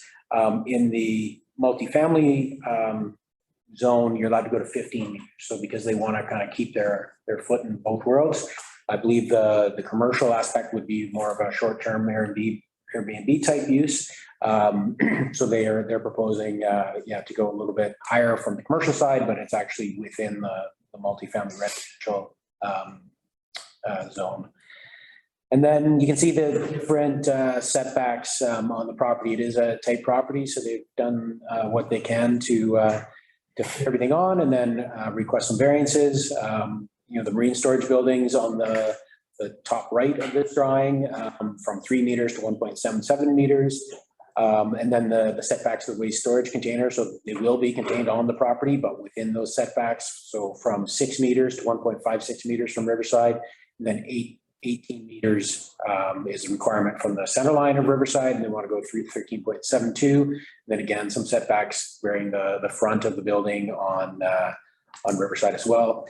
And then the last one is the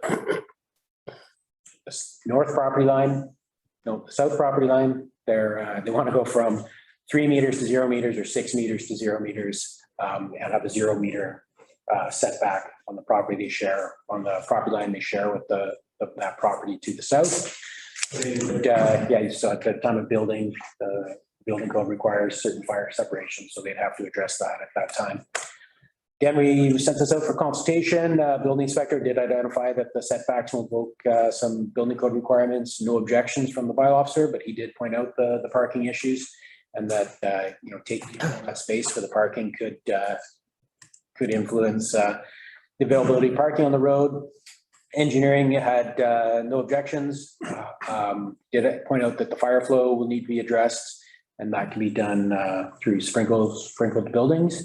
And the fire chief said he wouldn't approve it with the 0 line setbacks, just because, with buildings close together, you understand that there do pose some issues. We did get one letter from somebody who lives in Portside across the road. They felt the building was being overdeveloped, or the property was being overdeveloped. So Portside does have an easement on the property for parking. That was brought up, and they do want to continue that, have that ability to park on that property. And again, the Planning Development Committee recommended the permit could be issued with the garbage being relocated. And staff's recommending that the development permit and the development variance permit be issued. Yes, through the chair. Is the proponent actually online? I believe he is. I think he was just readmitted. So Readmitted. yeah, I think the promoted is online. Can you answer a question? Yeah. Most likely, I think we can give him the ability. Who is it, sorry? It's Cody, Steve. Yeah. Yes, correct. I am here. My apologies. My internet's been going in and out. I time out here, but I apologize. I can answer. In your original proposal, and we talked about having the commercial in the front there, the commercial was at all of the front, and now there's a garage door, and the commercial's kind of slid around the corner a little bit, which doesn't give the OCP, which was supposed to be commercial frontage on Riverside. So what was the reason why you changed that layout? Was it access to that particular bay from within the confines of the land? Actually, we worked with the administration to ensure that the front of that did align with the OCP. The garage door was always there. There's actually one on the front face doors on that corner. One is the entrance into the residential, but the commercial section is facing the street. So there's a mat facing the street there for access into that commercial area. Right. So I like I said, I might be wrong, but I did think that the original had that. No, so the one that's shown there, the colored version is the very back end inside the property line, whereas the one on the left is the actual frontage. But no, we didn't change that besides increasing the window and making it more in line with the OCP from a frontage point of view, and making sure that that aligned with the town center guidelines as well. Right. And so then the other comment that came from the Planning Development Committee was to do with the dumpsters, I guess, or garbage, and the access from Riverside again through the street. Is there any way that can be accessed on your property without using the street and having another gate there? Yeah, we did run through that with administration. The preference is definitely to have it because the odd shape of the lot, the restrictions of access, the restrictions of development within the property, the space is so limited, which is also the reasoning for the variance requests as well, that the owner did really prefer to have that access similar to the other ones along the street there, and it is within their property line, but we tried our best to keep as much room on that face as possible, but yeah, just given the restrictions within the property, if those were not there, there'd be no issues whatsoever, but just because of how tight the site is and what we're able to work with, they really wanted to have it on there. Just real estate so tough in there as is. Where I live, the car wash is handy to my place, and they have a dumpster there. And I mean, it's not even a lot of household garbage. It's garbage out of people's vehicles and stuff like that, which is, I don't know what's in it, but let's just call it residential garbage. And when it was 42 degrees, that thing stunk for half a block. That's my concern, is that in the summertime is not going to be the rosiest place in our community, and it's part of our downtown core. So I'm not sure if it's doable, but you know, we have Fred Bush Lane that comes right to the back of your property. Is it more accessible to have it back there? Like Fred Bush Lane is right at the back of your property. Couldn't you put the dumpster back there and have a gate there? I think if we could work with providing actual access to that rear lane, because I think it's a bit of a gray area if it can actually be supplied to the rear. It is a potential to get that to work. We did our best to not only provide screening, landscaping, and everything that we provided in the front. We did our best to keep it there. But if there's a potential to get actual access and work with waste management to actually have access through the back there, I don't believe there is access through that currently. So we just have to work around that to see if that's even possible. I drove right up to the fence off Red Bush Lane, so it doesn't the liquor store have a dumpster? Yeah, they have, there's Dumpster back at the liquor store. there's 3 dumpsters back there now. There's at the liquor store and then the pharmacy next to it. Yeah, so right adjacent to that property, not very stone's throw away, are 2 dumpsters sitting already, so. Yeah, I think that's something we can work out. I mean, currently, like, I've driven down that back area there, and there's quite a bit of trees, and it feels like you're kind of entering into somebody's backyard there right now. But if the improvements are made, there's access for the vehicle to get back there, and we have a gate access out that back. I think it's a potential. I definitely understand what you're saying. Yeah, so if that's acceptable, if you can work with our staff to investigate that, and if that could be the actual location, I just, you know what? We had the recycling bins on Main Street. We fought to get them off there, and now we want to put a garbage container on Main Street. So I'm not in favor of it. So if there's any way to move it to the back of the property where it should be, and the trucks do access that anyway to service 2 other businesses. So that's possible. That would be super.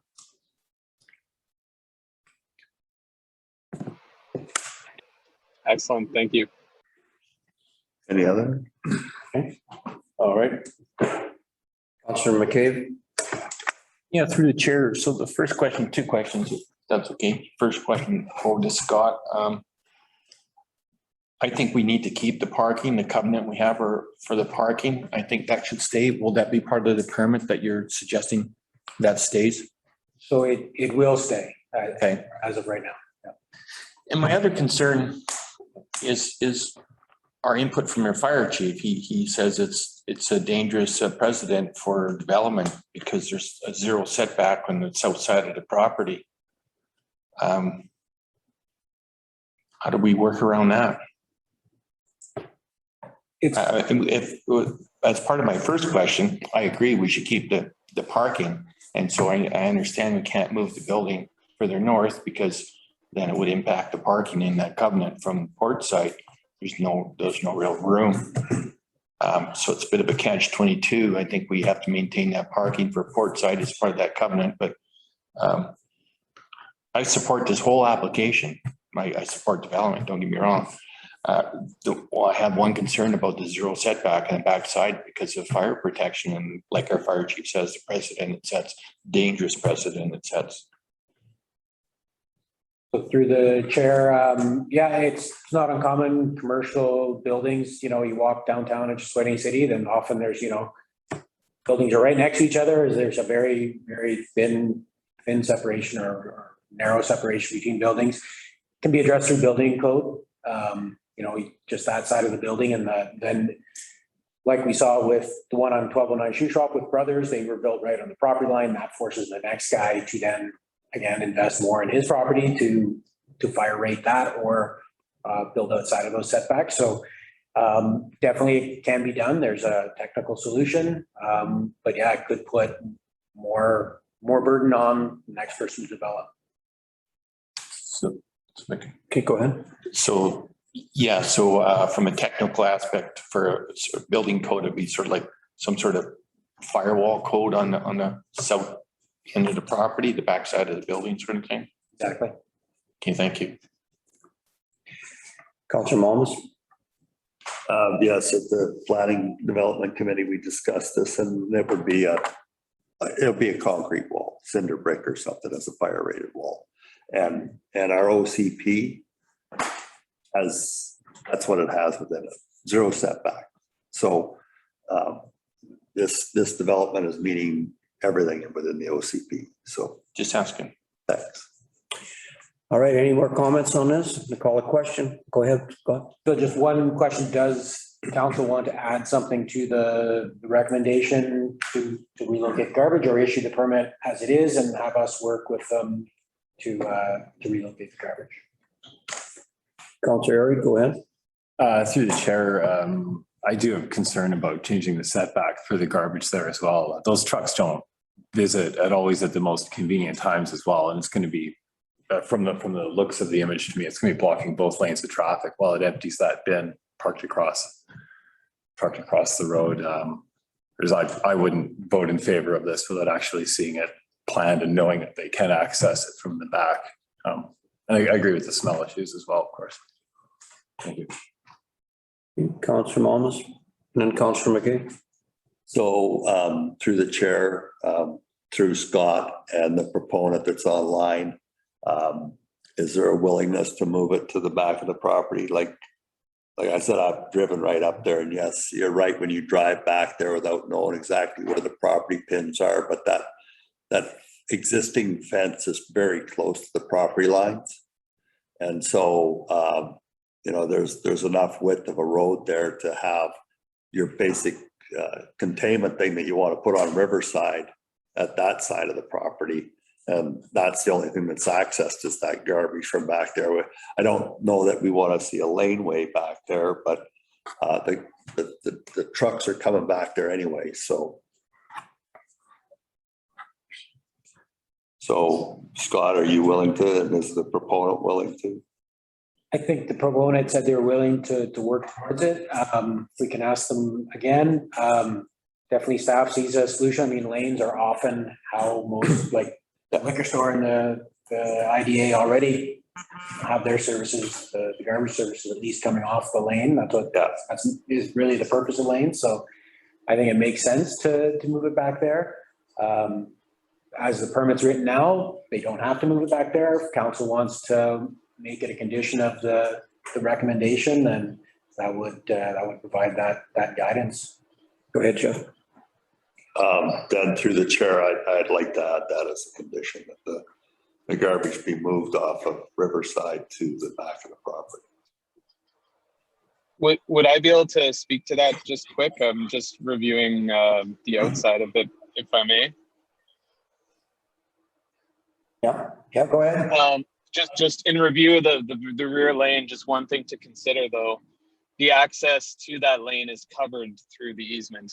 So locating garbage bin on top of the easement wouldn't really satisfy the covenant on that easement currently. So I don't know if we'd be able to even put it there. There might be like access there, but if anyone's parked in that parking designated in the easement, the garbage truck wouldn't be able to access it through the rear.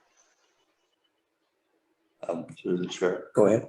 So kind of what I'm thinking is that you have a gate that is to the Riverside Street, that with on your property, you would have a gate that accesses that lane.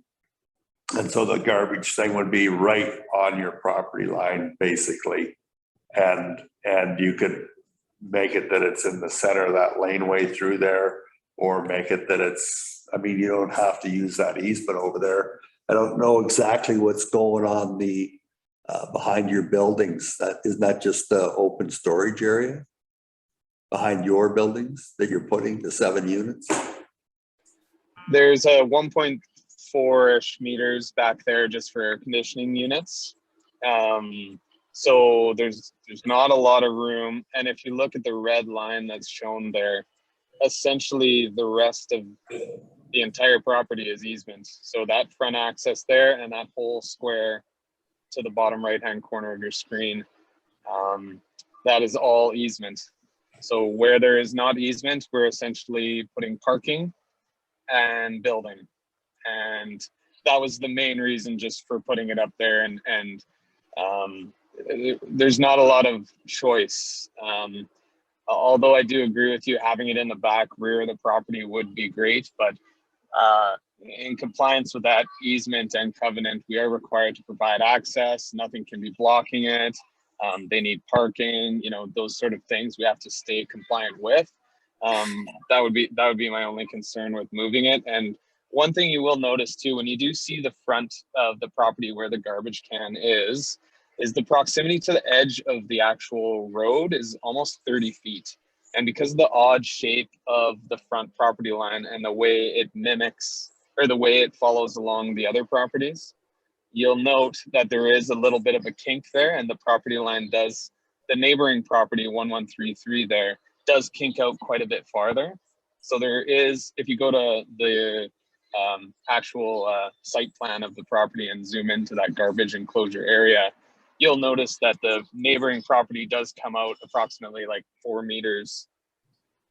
And so there is like, because of the odd shaped frontage, there is a spot there that if you zoom into where the garbage enclosure is, you'll see where edge of property line meets theirs. And there is a bit of a alcove there that seemed convenient for that without jeopardizing the existing fence location.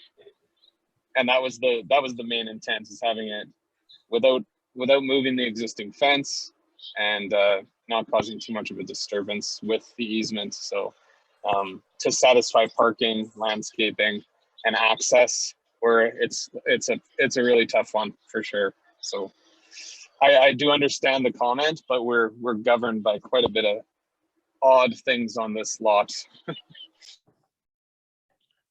Ed, Counselor Malmus. Through the chair, so like where your roadway is kind of drawn there, where you have on your thing, you have that easement, so you have the 6 meter space in there in the middle. I'm not sure if you go to the end of that drawing so that I can actually see it without that print in there. Have we got that without the print? That whole corner is easement. I realize the whole corner is easement. That's 16.137 meters, but the 6 meters is still, I can't tell, but that roadway, I'm pretty sure comes up into where that 6 meters. And you're saying that you can't use a 6 foot wide strip back there to put garbage on? Garbage container? In that corner there? No. Down, the 6, where your roadway comes from the property. Right here? Yeah. Oh, we can't do it there. You can do it there. Why can't we do it there? Because right now there's no access. There's no access through the roads. Easement, it goes right to the property line. Yeah, but for what purpose? What's it there for? Port side. Okay. Port side. And it could be, you know, but at one time it was probably at Fred Bush Lane came all the way through. Was supposed to. It was supposed to come all the way through. So probably that's another purpose of easement, is to provide access straight through the property. But that's most likely never going to happen now with this development. Right. So all I'm suggesting is, can we work with staff to come up with a way that it could possibly be back there? Like, I'm just saying, I'm really not in favor. And the other thing is that property line that you have at the front where you're going to put the garbage cans, and eventually when a development permit comes to the place next door to you, they're going to have to give up some of that property, because that's how that happened. Was that property was given up because that's supposed to be what the road width is, the sidewalk and the rest of it. So the oldies manufacturing would actually line up your property line if it ever gets developed. Same as the one to the south of you, their property line will line up with yours. So I know that doesn't help you today or tomorrow, but it is going to line up at one point. So, Gordon. Okay. Councilor Bushel. I'll just use a pointer for Scott. Scott, back on this corner right here, and the easement goes right to the property line. Right. What's in here? So it appears nothing's proposed. Nothing proposed. So if you took that enclosure and put it right here and put a gate on it, right on the property line, he could just drive in, do his garbage and get out. I mean, the garbage, every Portside, Mare Landing, all Moose Mulligans, they all garbage truck. Garbage is a way of life and they have to back out every time. I mean, sometimes they're over top of a sidewalk like at Mare Landing, but there's never been any complaints about that. But it could go back here. I mean, there is room there for that. Aries and Counselor. Okay, Through the chair, I think we almost beat this simple garbage can thing to death here, but that corner of the property actually contacts the property next to it. But, there's so many options here, putting a can on wheels and putting a gate in the right space. I mean, something's going to work here, and I'm not going to vote in favor of it probably unless it does, because it's a pretty easy solution here that everybody does. It has an alley everywhere. So I'm in favor of working with the proponent to find a solution that's going to get their garbage in a spot that's better for them also. Councilor McCabe? Yeah, I was going to suggest what Councillor Bushel suggested in the northeast corner, I guess. There's a 6 meter setback there. Why doesn't the developer ask for a variance on that setback and put the garbage there? Because I think that setback was originally for through traffic coming through Fred Bush Lane, which we understand is probably never ever going to happen. So you don't really, out of all the setbacks we're giving up, that's the one we need the least. Because it's serving no real purpose anymore, because Fred Bush Lane is not going to be a through road. And so if the developer worked with our staff to ask for a variance in that 6 meters and stick the garbage in the northeast corner. Councilor Bushel. I just let them work with their staff. Their staff knows what they want to do. They've been waiting to get this approved. They missed the last council meeting because of fires. So they want to get going on this, or they won't be able, timing is everything, and especially construction. And if they can get going this fall in pre-sale, they'll be off to the races, or they'll wait another year and it'll be sitting dormant for another year. So this is an easy fix. And like Brian says, let's just get and vote on it. All right. Scott, you okay? Oh, yeah. Okay. Then go ahead. Are we then changing the proposal? No. No. Okay. They're not changing this recommendation at all. Okay. Well, actually, I put an amendment into it. So you want to make an amendment to it? I specifically stated that find a way to move the garbage off Main Street. And staff and the proponents should work towards, because there's got to be a way to put that back into that. We could add that to the end of this resolution. Yeah. Condition.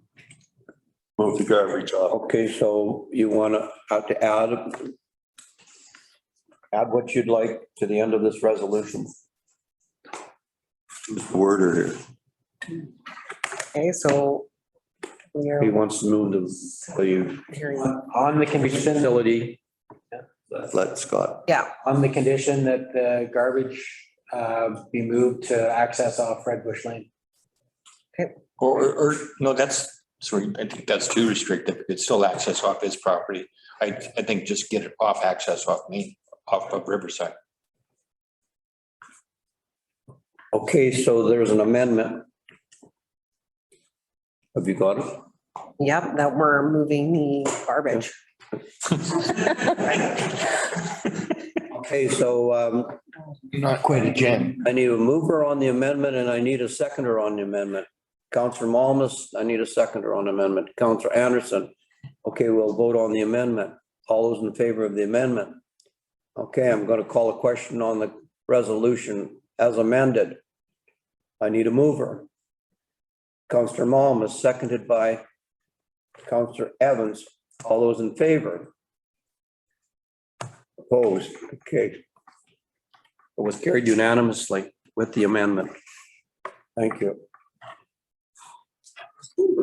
Got through that one. Development variance permit application 21-164 DVP 202 Copperstone recommendation that the District of Sicamous authorize and issue development variance permit number 21-164 DVP for lot 17, section 30, township 21, range 7, west of the 6th meridian, Kamloops Division, Yale District Plan EPP 1334202, Copperstone Lane to vary District of Sicamous zoning bylaw number 101, 1993, section CDZ 0201 DI for the development of a dwelling unit with attached garage and secondary suite.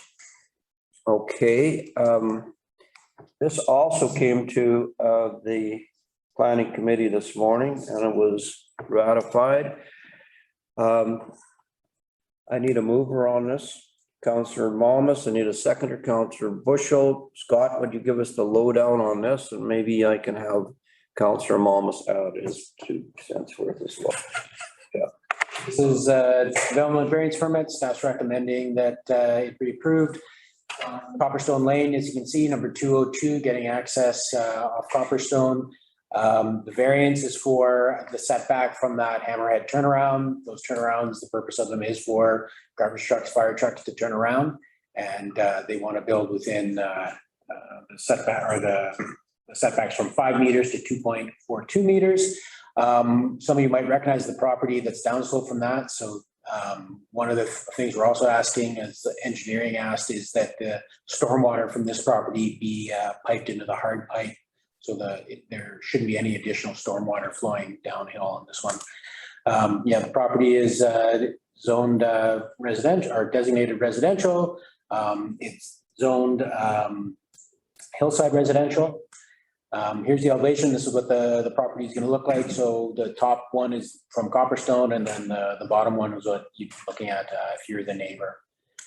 And then here you have the setback. So from 5 meters to 2.42 meters, the exterior side yard setback for the setback on Copperstone.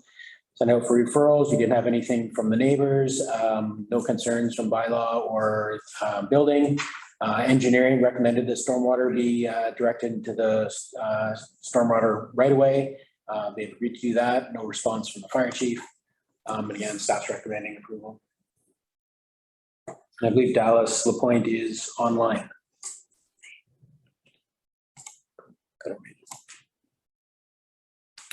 All right. Comments? Through the chair, yeah, this came to the planning committee as well today. Looked at it, we had no comments on it. I think that everything's been accepted, like stormwater and that, because the water issues down below. So the planning committee had no issue. All right, any other co-steward? Go ahead. We did make one recommendation that staff go up and put no parking in those and turnarounds for fire trucks and that, especially that one, because it's if you get down there with snow removal, you're gonna have to back all the way out without if there's a car parked in there. So right now they don't have any parking and it's not clear what it is. So I think people come and use it as a guest parking spot. Okay. All right, any other comments or questions on this before I call the question? I'm seeing no hands. All those in favor? Unanimously as well. Okay. Okay, this is getting into a controversial subject right now. We go into the development variance permit application 21-201 DVP 1383 Silver Sands Road. I'm not going to read the recommendation at this particular stage. I'm going to get Scott to give us a report on this and then we'll have discussion on it. And we'll go from there. Scott. This is a application for development variance permit to vary the height of an accessory building from 5 meters to 6 meters. Property is located in the Silver Sands development, lot number 38. You can see it on the ortho photo here. I believe this is maybe a 2019 photo, so things have changed a little bit. Again, the property is designated residential waterfront medium density in the OCP, and it's zoned RSVP1, which is a unique zone to this property. The variance is to vary the height of structure from 5 meters to 6 meters. The idea is the owner would like to park a fifth wheel underneath the structure. Here you can see the photo of the property. You can see the screw piles are already in the ground, and so you can see the location of the structure. One concern from one of the neighbors was this neighbor immediately right here is that snow sliding off the structure and damaging his fence and his property. So that was one of our concerns. We did recommend that the owner put snow stops on, which they've agreed to do. One of the other recommendations was that the property be 1.8 meters or 6 feet from the property line. That would also give a little bit of a buffer for the snow. And if you see on the drawing that I would say that the fence doesn't actually represent the property line. I would say right now where the screw piles are probably already too close to the property line. Property line is probably closer to where this tree is than where the fence is. So There's a picture of it with a cone on it. yeah, I think they're in the package. So again, this is send this out for consultation. No concerns from bylaw or engineering, no response from the fire chief. And then the building inspector did identify those potential impacts of snow. Planning and Development Committee said if the strata supports it and if it complies with strata standards and the committee does not have any objections. We received 10 responses opposed to it. Their concerns were potential damage for adjacent properties, concerns about the height, and the structure will open the door for similar structures. Structure have negative impact on surrounding lots, and it does not satisfy the zoning bylaw as an accessory use. With the application, the owner did submit a letter that had compliance or five adjacent landowners. The structures in the application package, sorry, I'll just admit Doug Blaney's the applicant, so he's online now. So there are other similar structures in the package that council saw. You can see some of them. None of them are quite this large. None of them actually cover the original unit, but there are similar structures. And then I guess when you consider this, it's a small lot and development where things are pretty tight. So, if you're looking at a single family residential, someone wants to go 1 meter, an accessory building probably has very little impact on the neighbors. The size of these lots, about 2,500 square foot lots. Obviously could be greater. So I think we have 3 people representing people from within the strata. Again, the strata did say they don't support it. We did get a letter from the Strata Corporation. Staff will leave this one to council. Recommendation of Planning Development Committee. I don't know if the applicant wants to speak or if the chair wants to allow people from the public to speak to this one.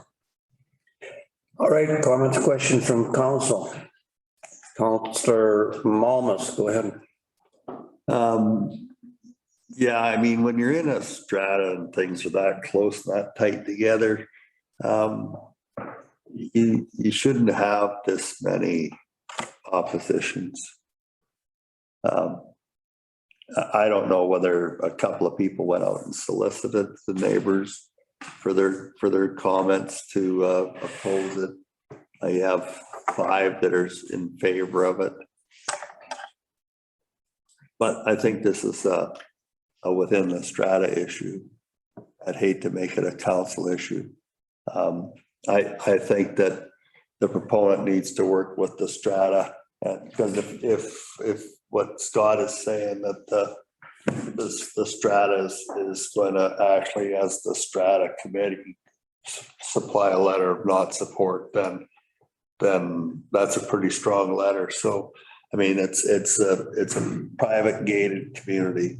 So I think, if you get approval from the strata, then it can come back here and we can say, because they need the variance, they need the permit. But I think the strata has to resolve their own issues within the strata, not us try to resolve it for them. Sorry. But I think we should table. Thanks, Councillor Bushel. Just the stratas here, I wouldn't mind hearing from the strata and if just a short little version of their Who's that? opposing it, reason they're opposing it. So just to be clear, I don't know if anybody's actually representing the strata. Okay, Bob?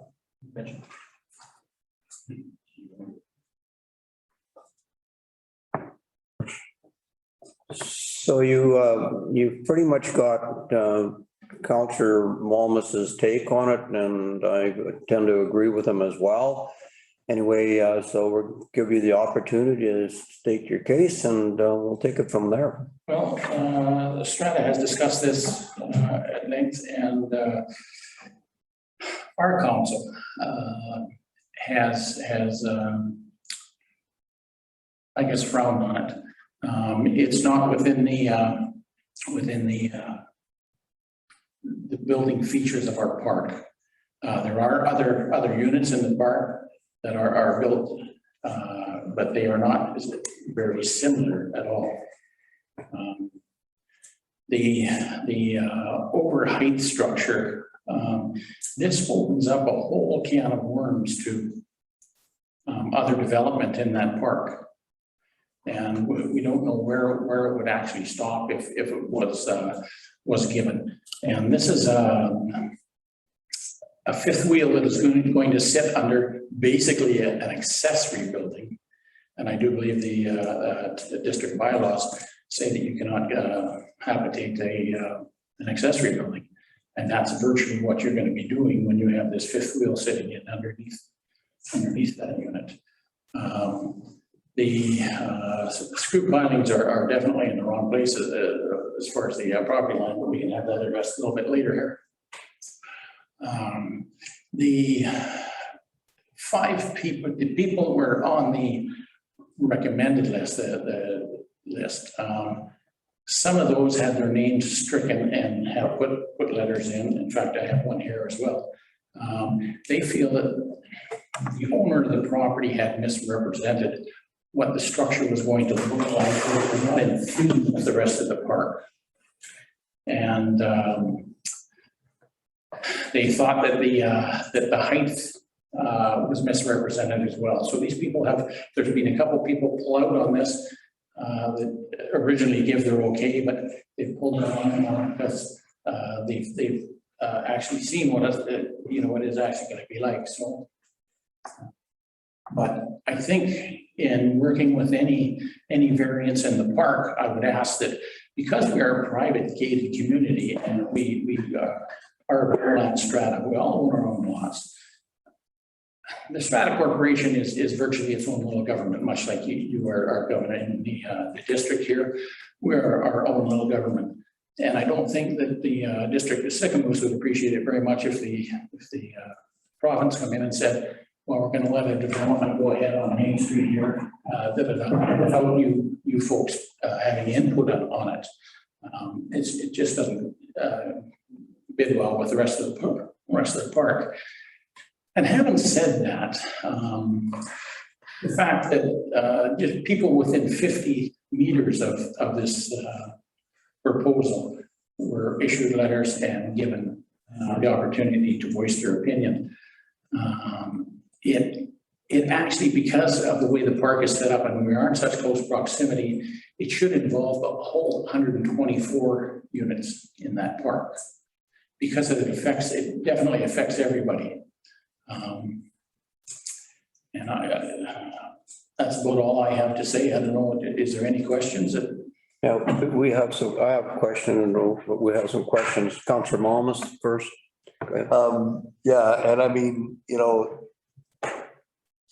that park has come in the last year a dozen times to council to ask for variances for a patio, a little outbuilding, a little whatever, all right?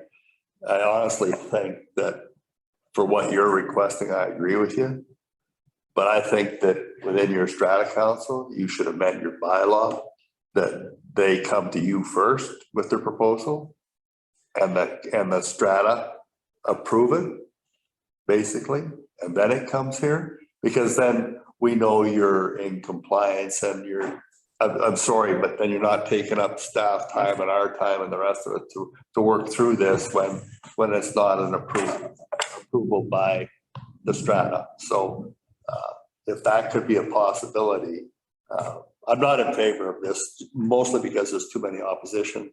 I've only been inside those gates twice, so I'm not really 100% familiar with everything that's in there, but I understand there's every one of those types of parks, like we've stayed them in the States with our fifth wheel. They all have a certain form of character to them, and they're reasonably tight quartered, and therefore I understand the snow slide off the roof and the damage and the rest of it. But it would be great if in your own community, you guys actually figured out what would be allowed and what could come forward to council. I agree with you for the most part. At the very first start, the Strata Corporation has never applied for variance. People in the park have. And we've had a real rough time trying to set our bylaws straight because the district has been revamping the RVSP1. And you've had a great deal of staff turnover. We've had many promises that we will work together, and that really hasn't come to fruition. You know, we've tried to suggest things, and we've been promised that, well, we'll get back to you with these certain issues, and it has never come. And I look very much forward to getting together with the district and working on the RSVP one and what is best for the park and best for the district of Sicamous. Because most of these people are from out of town. The people that own there are from out of town, and this is a vacation town, and that's what they're here for.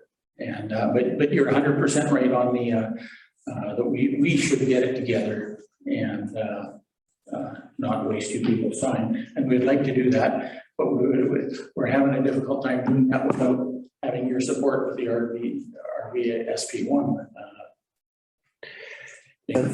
So in the recommendation, it says that the district of Sicamous authorized and issued the development variance permit, right? So that's, and then we get all of this resistance, and we see that, and there's, I don't know how many I got here, right?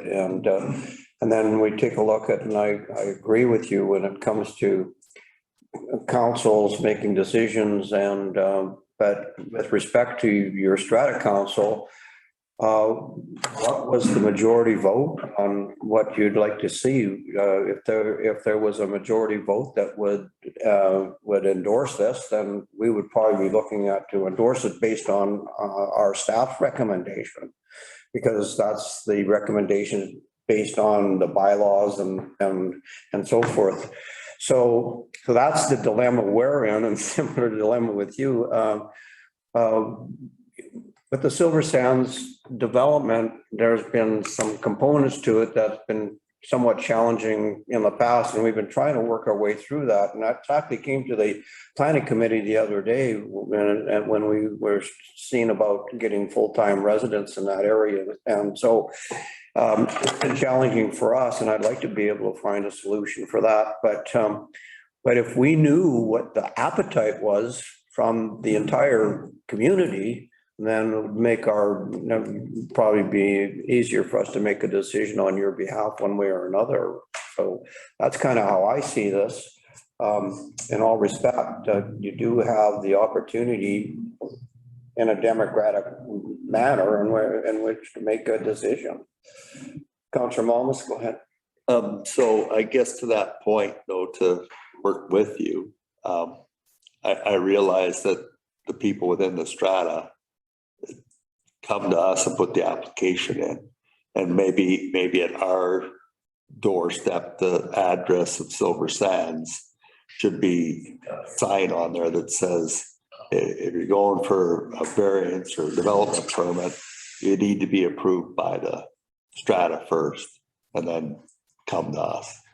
It would save us some time and effort, and our staff some time and effort. And, I mean, there's no point in us approving it if there's 100 people within that strata that don't want it. Like, so if you guys ratified it before it came here. So I don't know how we're gonna encapsulate, because right now as it stands, if you want a development variance permit or whatever, you come to the district and ask for it. For a building permit, you come to the district and ask for it. And so, Scott, have you got any mechanism that you think could address this so that the strata actually gets to consider what, like, you must have heard about this before it was proposed to us. The first time you guys heard about it was when you seen that letter. I had been in conversation with Doug, who applied. But it wasn't really until we got from the application district that everything opened up. But I would certainly work as council member there. Certainly work together to try to put it through to our next AGM. And of course, that would take a majority vote there to change the bylaws to facilitate what you're speaking of. But I do believe that's the way it should go. And I would certainly like to hook up with the people here in the district and iron a few things out as far as the IPSP bylaws, see if we can mesh up a little bit, because we are a unique community in your district. We understand that. And there has been a lot of trouble, that's for sure. You know, but that's the way it was set up, and you know, we're there in the park now. We'd like to work with you and straighten all this out. So, well, that'd be fantastic. We appreciate that. So, Scott, do you have a? So before I leave here today, maybe we can hook up and have a chat sometime in the future and work towards this. Good. Okay. Any other questions? Any more questions? I don't know if the two people who were affected most by this say anything, or? Yeah, well, not really. I own that lot adjoining. That's why I'm here.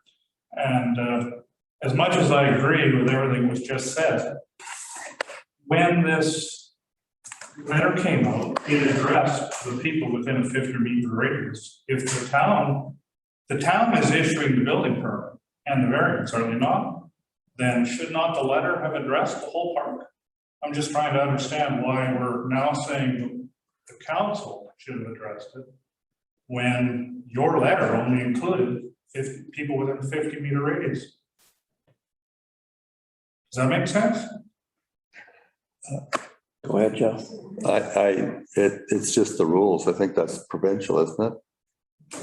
It's our development procedure bylaw. Yeah. It says variances are sent to all property owners within 50 meters. Right. So as much as I agree the park should vote on it, that's really taken away from their hands, because you're saying the rules are they canvass the people within 50 meters.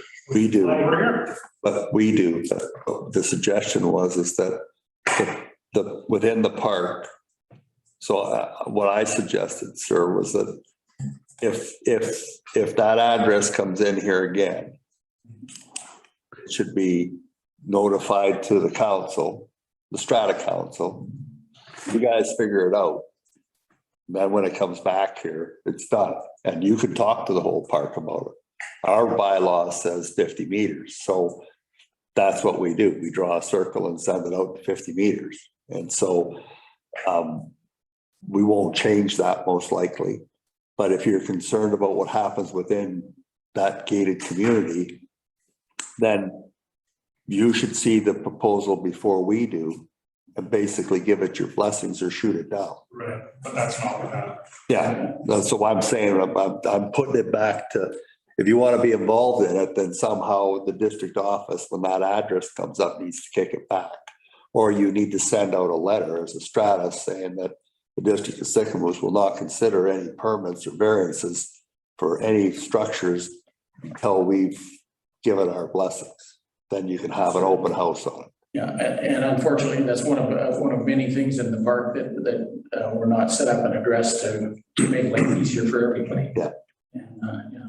Well, it's something you could work towards, because like a lot of them that came in here, we didn't have an issue with, and apparently the park didn't have an issue with, but you know, we don't want to go through, it's 8 o'clock and a lot of us have been here since noon. Yeah. And we're not done yet. So if there's a way that if the park has opposition to it, that somehow you have to get the notification of what somebody must have seen it putting screw piles in. Councilor Scott mentioned, I own that lot, we did our fence. You're right, our fence is well on our property because the landscape and the utilities is skewed to the property lines and we chose not to rip all the trees out at the time.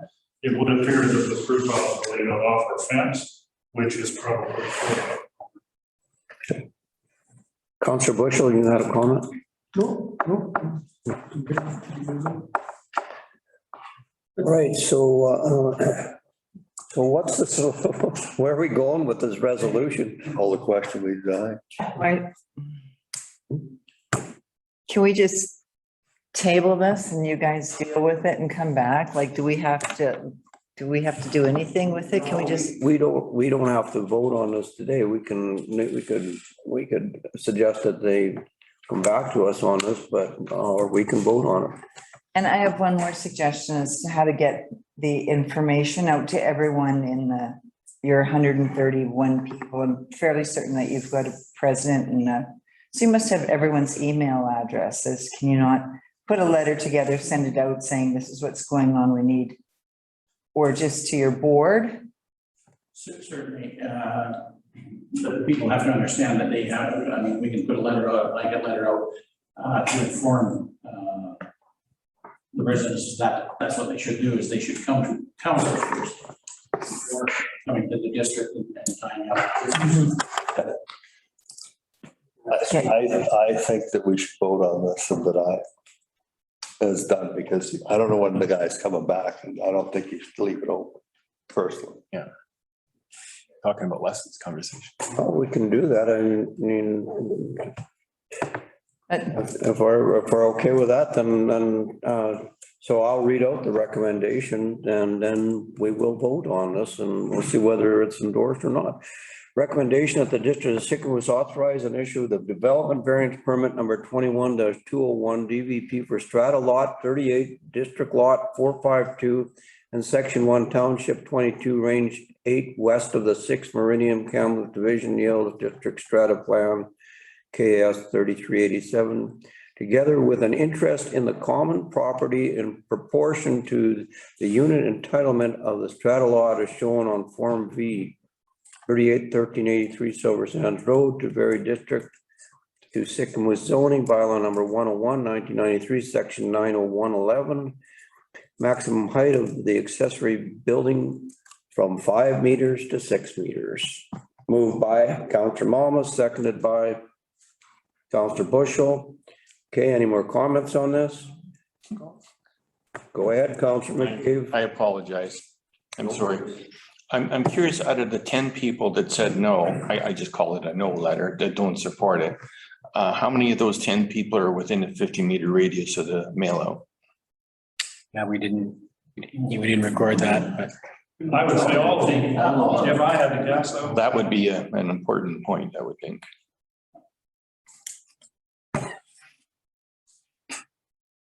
All right. Go ahead. I just feel like we're going in a big circle here. I mean, the first thing that you said was this shouldn't come to council, it should go to their council. But That's why I want to take it off, vote it, deny. we're voting right now. And it can come back.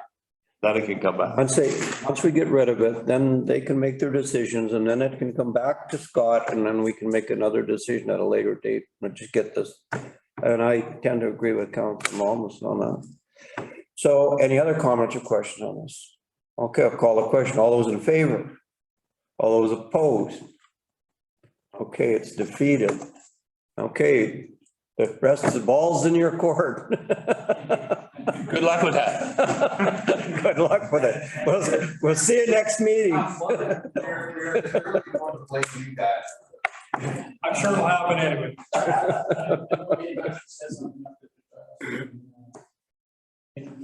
Some of these transitions. Would it be correct to have them come to the planning committee? No. Are you gonna deal with them? Well, they wanna figure out how to set up, they're working on the RS. We'll work with them on it. Yeah. You'll work with them? Yeah. Okay, good. Stop. Yeah, we've already looked at that. One more. Thanks. Okay, we got more to do here, so thanks, gentlemen. Have a good evening. Goodbye. Development permit application number 21-236 DVB, development variance permit application number 21-236 DVP, 541 Thompson Crescent. All right, Mr. Scott, give us the skinny on this one. Okay, my computer died. Now I know the battery only lasts 7 hours. But yes, so this is a development variance permit. It's in Thompson Court, so in the industrial area. And it's a development permit for former character for the industrial building. It's a motorcycle sales and repair shop, 2,600 square foot building. And then a variance to vary the height of the fence from 1.2 meters to 2.4 meters. And then to vary the subdivision development servicing bylaw, which right now the bylaw requires that all accesses are paved. And this proposal has accesses off Thompson. And the main one would be paved. The other two wouldn't be paved at this time. So yeah, staff recommends that this permit be issued. Don't know what else to add. You could, I think if you scroll down, there might be some drawings of the building, the outside of the building. Yeah, it's the maps. Okay. Which one? The application package. You can see the former character of the building. Basically, yeah, you can see it's stucco on the outside, some kind of architectural features coming off the wall. But yeah, meets the form and character of the industrial development permit area. Some landscaping being provided, meets the requirements for the landscaping in the industrial park.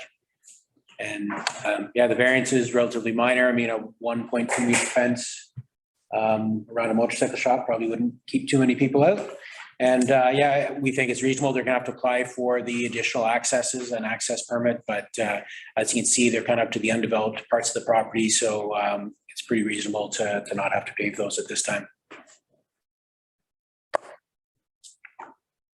All right. Comments or questions from council? Councilor McCabe. Well, I'm excited to see somebody else moving into the industrial park or wanting to. We haven't had movement for 15 years in that park. I agree with all the recommendations except the hard surface. I think it should be paved because it just sets a standard for the industrial park. I mentioned it before, but you go to Kelowna or Kamloops and you're up by the old Greyhound bus depot there up in Dalhousie. You don't even realize you're in an industrial park because they have nice green buffer zones and there's no gravel surface anywhere, that's for sure. And I think we want to set the bar high for that. And I think the surface should be paved because it says that it'll get paved in after future development. If we don't catch it now, it'll never happen. It took years to pave the Legion parking lot and we don't want to create that in our industrial park. Councilor Monas.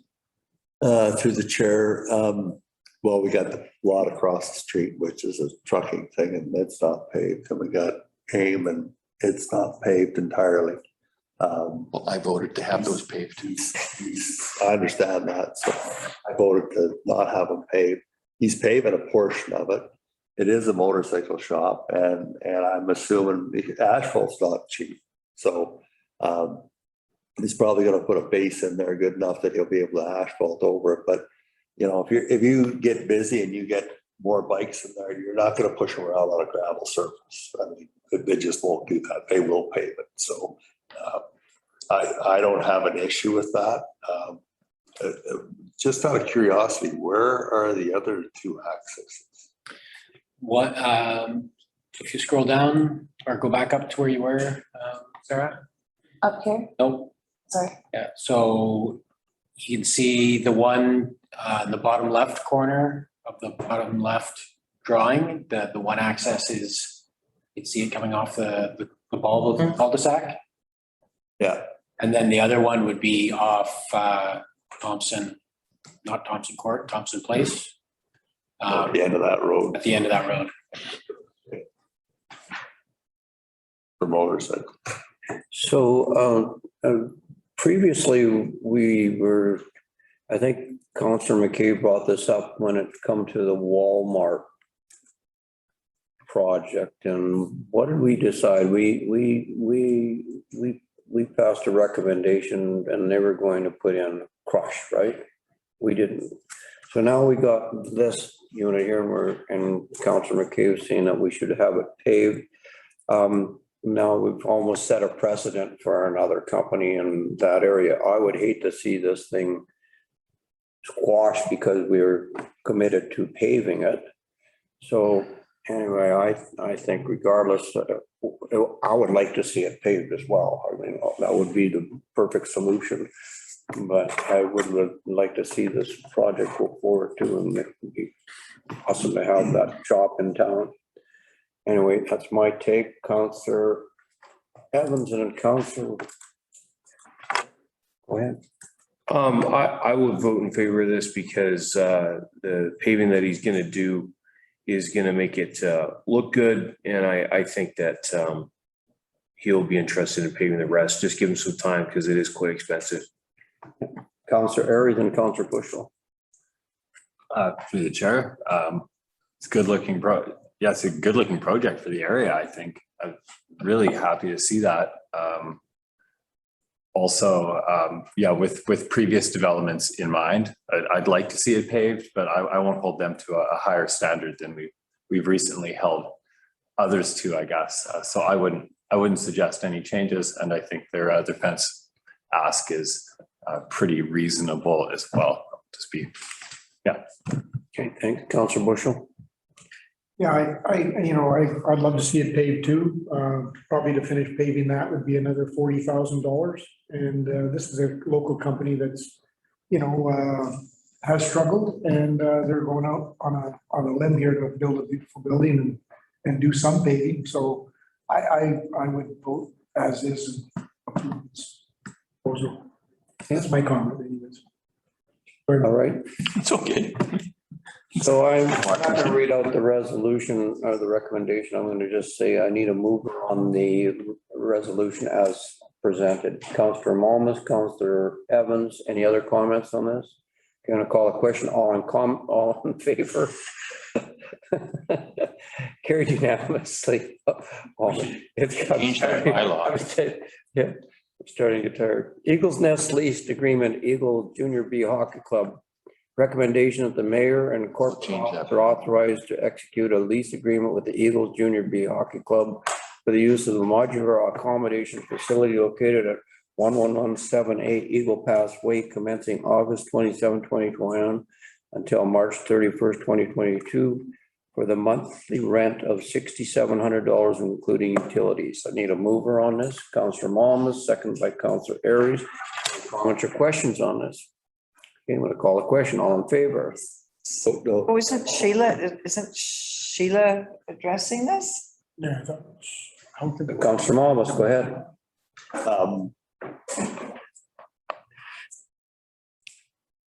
When we did this, I thought we were trying to figure out what the rest of it were.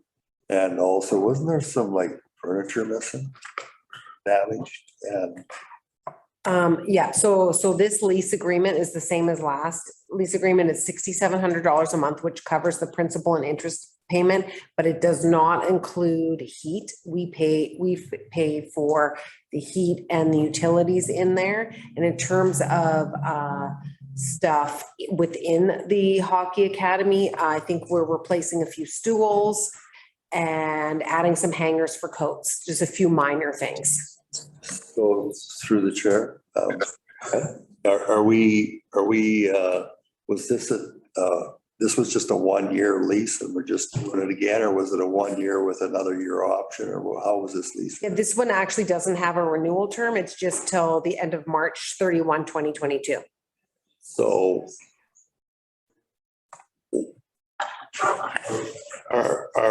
is the community getting free hockey tickets?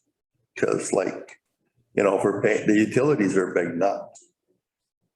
So I thought we were trying to get this, that it was at a no net cost to the community. So I know that this has been brought forward. Why did we not get the utilities that are paid by the renter? Like, you don't rent a house and not pay the utility. Right, so this is how the lease was previously negotiated. So this is how we renegotiated the lease. 'Cause previously, before we were dealing with the Eagles, we were looking at the hockey academy, which had a larger budget.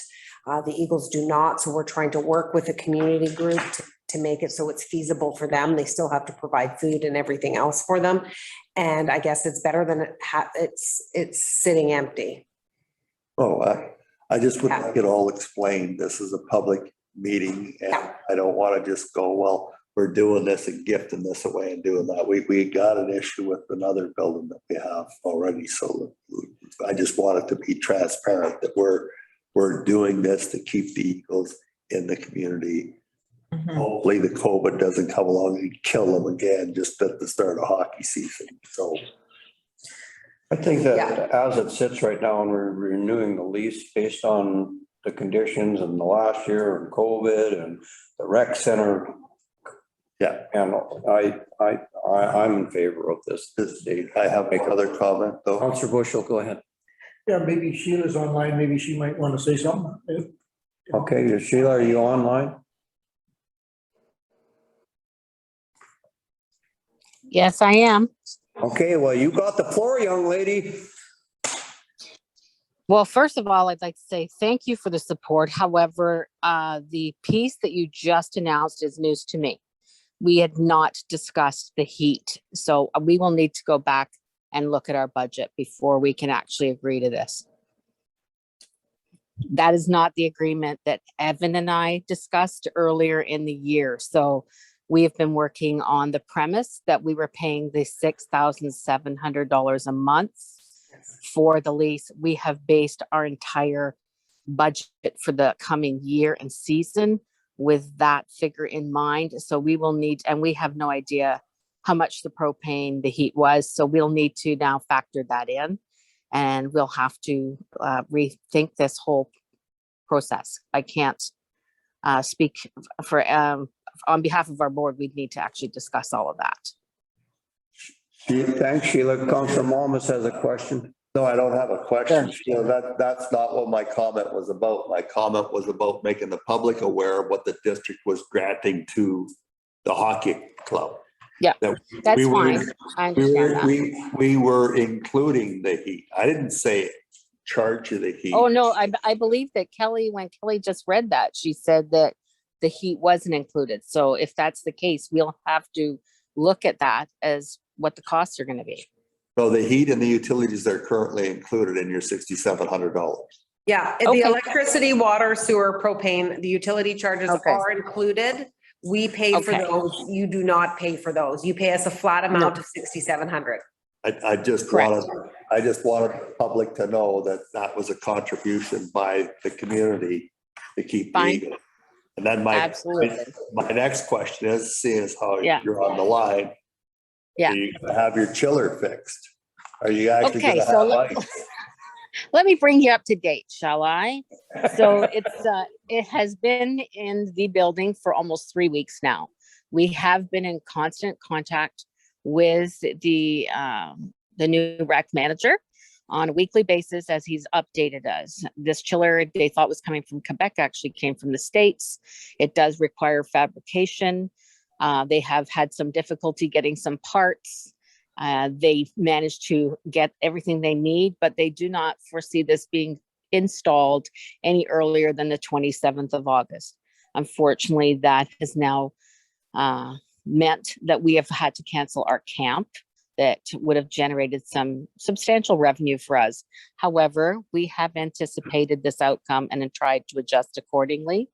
We certainly have made every effort to secure a team, and I'm really happy to say that the new management team that we have in place right now has done a fantastic job of assembling that team. So we are ready to go. Unfortunately, again, there's no guarantee on when that start date is. We have players arriving on the 4th, 5th, and 6th. We would like to be starting on the 6th, but Jeff has informed me it will be at least another 8 days once they have it all up and running, once they've got it certified, before everything will be ready for us to actually use the ice. That is kind of where we are at right now. I will be speaking to him again this week so he can update me once again. And for those of you who may not have known that not only was the chiller down, but the Zamboni has been out of commission also. But Dwayne Jeffries, in his words, told us last night, it lives. So it's back and we don't have to get garden hoses and shovels out to do that. So we are hoping to take to the ice on the 6th of September. Awesome. Good, Jeff. Yeah, so through the chair, good job, Sheila. Because I was thinking this was going to become a rollerblade league. Well, it was a little scary there for a while, but no, it would appear that things are going to work out quite well. And we have established a good relationship and we're going to be working forward. There are some new changes that are going to take place that is going to impact on our team. As far as, you know, boards, things like that, there's a lot of discussion still up in the air, and there are still opportunities for us to try and get out there and to secure other funds. We were very fortunate. Jamie did a great job this year and she got us a grant for $5,000. That $5,000 we're going to use in the nest to provide bed linens, mattress covers. You've probably seen the chairs that are currently in there. They will all be recovered, and we are willing to assist with replacing and putting in some stools in that building as well. So we want to make sure that we are contributing back. And I think Shauna's on the line. She may also want to contribute anything that I may have forgotten.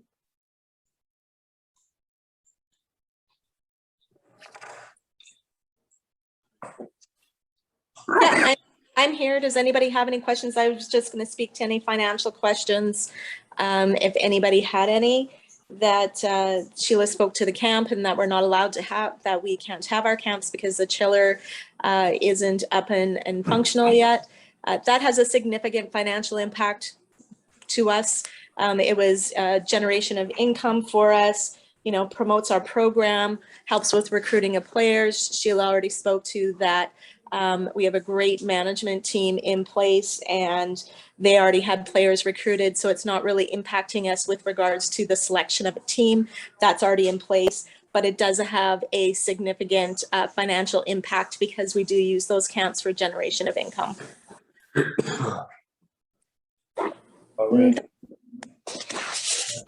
So interestingly enough, that's the new rave, rollerblading. Pretty popular now. All right, okay. All that being said, thanks, Sheila. Okay, thank you. And we're going to call the question on the resolution. All those in favor? Carried unanimously. Thanks, Sheila. Thank you. And who was the other lady? All right, so moving on. British Columbia Active Transportation Grant, recommendation that the council authorize the submission of an application to the BC Active Transportation Infrastructure Grant Program in the amount of $49,000 for the creation of a transportation plan, and that the district of Sicamous contribute $49,000 towards the project. I need a mover on this. Councillor McCabe, second by Councillor Malmus. Okay, comments or questions on this grant? Go ahead, Councillor Malmus. You got a sock drawer with 50 grand in it. That's already in the budget. Okay, good to go. Thanks. All right, good. Any other comments on this? Going to call the question. All those in favor? Carried unanimously. Thank you. All right, going on to the August 25th, 2020. It's not in. The Bioheat tender award.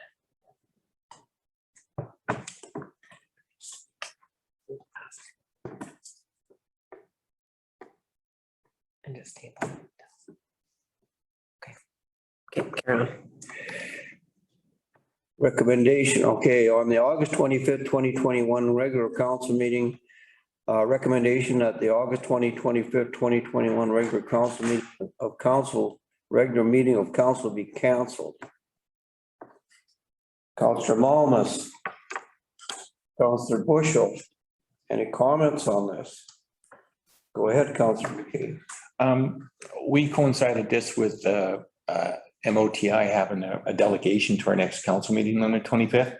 So if this gets passed, we should reach out to MOTI that we're not on the 25th. And if it's necessary, we can always bring this meeting back into play.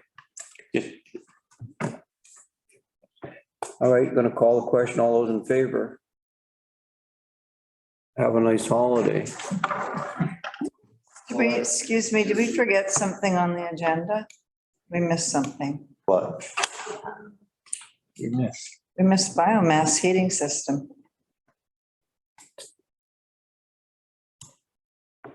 We missed the biomass heating system. It's not on Terry's agenda because it wasn't.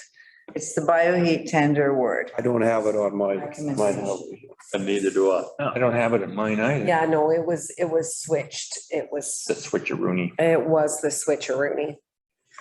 So do you want to vote on the biomass thing tonight, council? I've had some correspondence. I can just quickly comment with Evan and because we have some new questions that came about today on whether TA would connect or not. I don't know if that's a deal breaker for making this decision or not. And if we want to table it and not even read the resolution until we can get some more information and connect TA with Fink and answer some of these questions.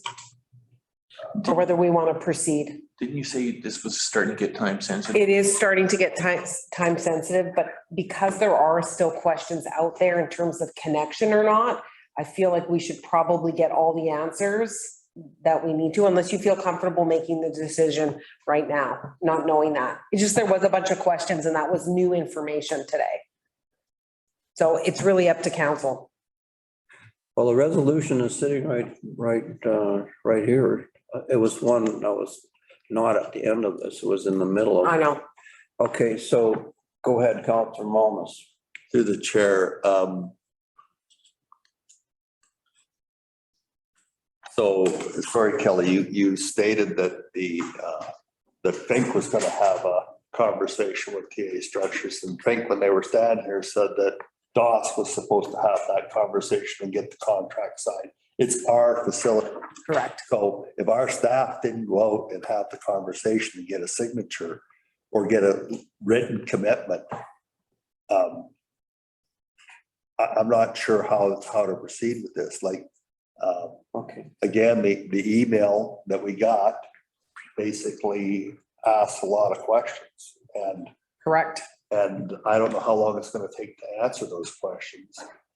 And so if staff wants to finish the due diligence, which I'm assuming is Mr. Parliament, I guess he can fill his boots and take his chances. But if you don't have an anchor client, which we don't have today, I'm going, no, there's no contract. I agree. So if we can work out those details within the next few weeks and potentially, I don't know, there was just a lot of questions and I don't know if everybody feels like it was fully answered. Well, even if TA signs, there's still only $9,000 maybe, which I have a hard time. Right, currently, but there was also a new development here today in the industrial park. They may be connecting. There is opportunity for future connections. I'm not saying it's gonna be a massive moneymaker, but I'm saying that maybe we should just make sure we have all the. I just don't know if we have all the information, and there were some questions, and I feel like it's a bit of a rush decision, and I know it's very time sensitive. But. Sorry, through the chair. Our staff had a year to get this done. Instead of saying that it's all done and then having a contract signed and writing a check. I apologize. They've had a year to have that discussion. So. Councilor Anderson. And I agree, one or two more tenants are signing up for that isn't going to make that big of a difference. I don't think it's financially sound enough for us to move forward with. I just look at the commitment and what the advantages are. I'll tell you what we can do. I can read out this recommendation. We can get a mover and a seconder and we can vote on it. And if it's endorsed, fine. If it's not, it's not. Okay, so I'll leave it up to council. And I mean, we've discussed it. We had Fink here today. We've had obviously some input from Mr. Parliament. Of course, you all know how passionate he's been about this particular project. But at the same time, it's your guys' call. So I'm going to call out the recommendation. Bob, go ahead. Thank you through the chair. I would personally like to just give it a little more time. We're not in that big of a rush, and I would like to motion to table the motion. You'd like to. I said that wrong. You'd like to rescind, or you would like to table the motion? I'd like to table the motion. That's what I'm trying to say. Yes, and give a little more time. I do agree with the motorcycle company coming in. I'd like to see some more numbers and a little more information. I think we have the time to put that off. That's my gut feeling on it. So I'd like to table a motion tonight, put it off. And the next time we will. If you want to make a motion to table the motion. That's what I'm doing. You can do that. You need a seconder on it. Yes, I know I do. Yes. Does he have a seconder? The motion wasn't even read. Well, no, the motion has. There was no resolution actually even made, so there is no motion to table. Oh, yeah. To be That's technical right. here. Sorry. Okay. So. All right. Well, I'm not going to Or you read don't it. have- I'm not going to read the resolution unless, if council doesn't want to, if we want to table this for another 2 weeks, and we can easily. Didn't get a second. You didn't get a seconder. But no resolution was. So can we read the recommendation and let's move forward? First and second it, and then table and first and second. Okay, so recommendation that's okay, that council recommend that the district award the contract to supply and install a complete biomass heating system to Fink Machine Inc. with a phase 1 contract price of $870,821 plus GST. Councillor Malmus and Councillor Ayers. Is that where I? Okay, so moved and seconded. Okay. Now, comments. Go ahead. Is this where I need to table the motion? I would like to motion to table the motion. Okay, you can do that. So does he have a seconder? You don't have a seconder. I'll second. Gonna second it. Okay, so we'll vote on. We'll vote on Bob's motion because that's, yeah, so we've got to get past that one first. Okay, so all those in favor of delaying. Tabling the motion. Tabling your motion. Okay, that's all those opposed. Okay, so that motion is defeated.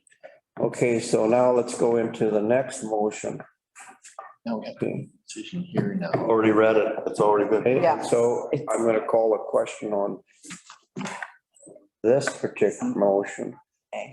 Okay, all those in favor? All those opposed? We just opposed $1.7 million In grants. in grants. What the hell? I mean, what the heck? We also didn't. We saved 200. But we didn't spend 250 grand, 350 grand. No, I think it was 2 ankles. Anyway, that motion was defeated.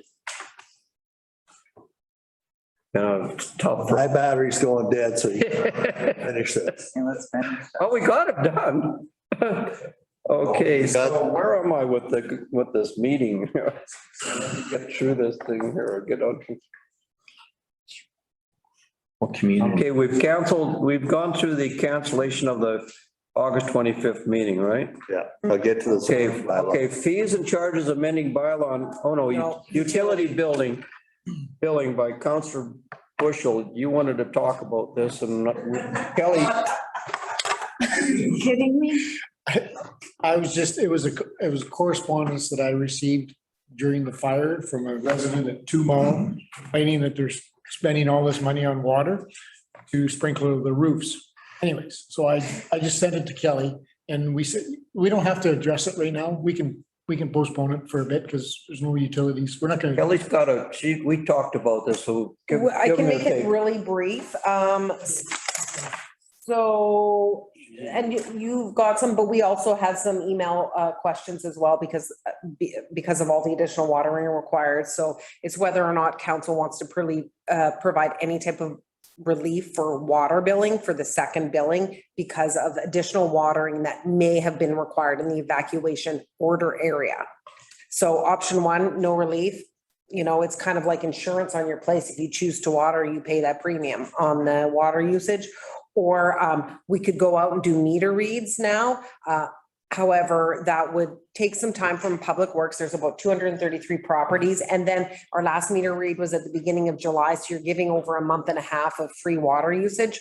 Or we can apply some type of percentage. So like a 10% or 20%, a reduction in just the consumption amount for the water usage in the evacuation order area. Okay, go ahead, Councilor Wallace.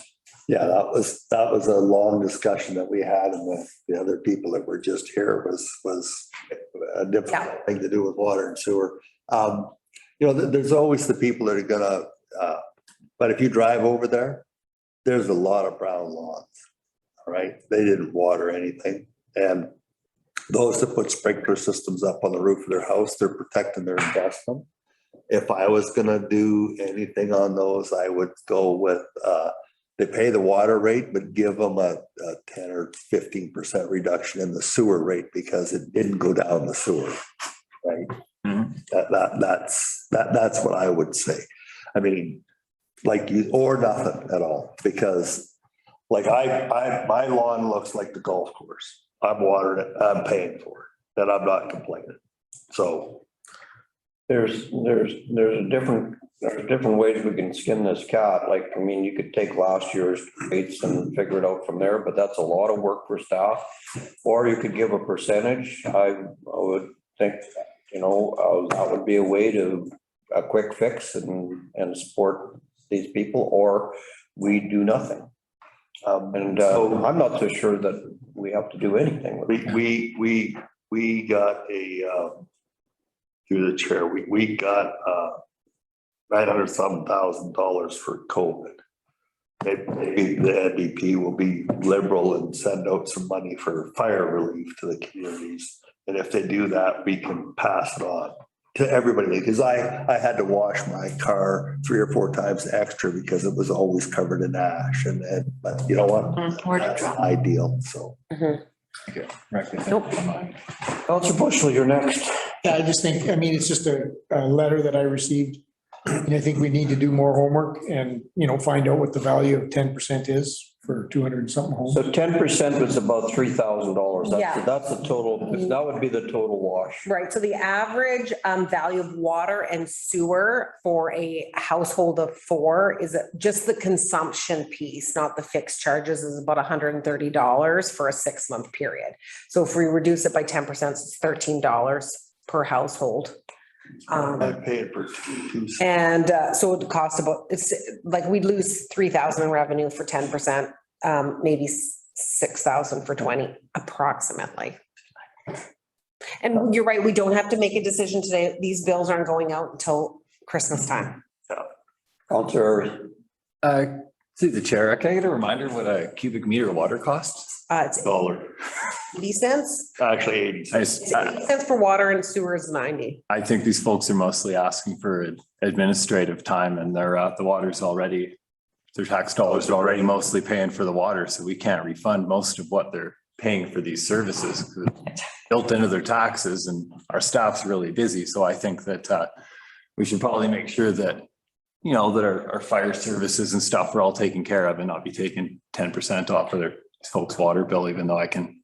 Yeah, because sympathize our with staff had to spend all night up running extra pumps and that and blowing up shit because they were running the water all over the roofs. So, yeah, no, we shouldn't give them anything. That's exactly right. Well, yeah. I don't know, we got, you know, we have 100 men out there trying to save the town and you get somebody wanting a cut on their water bill, like, I don't know.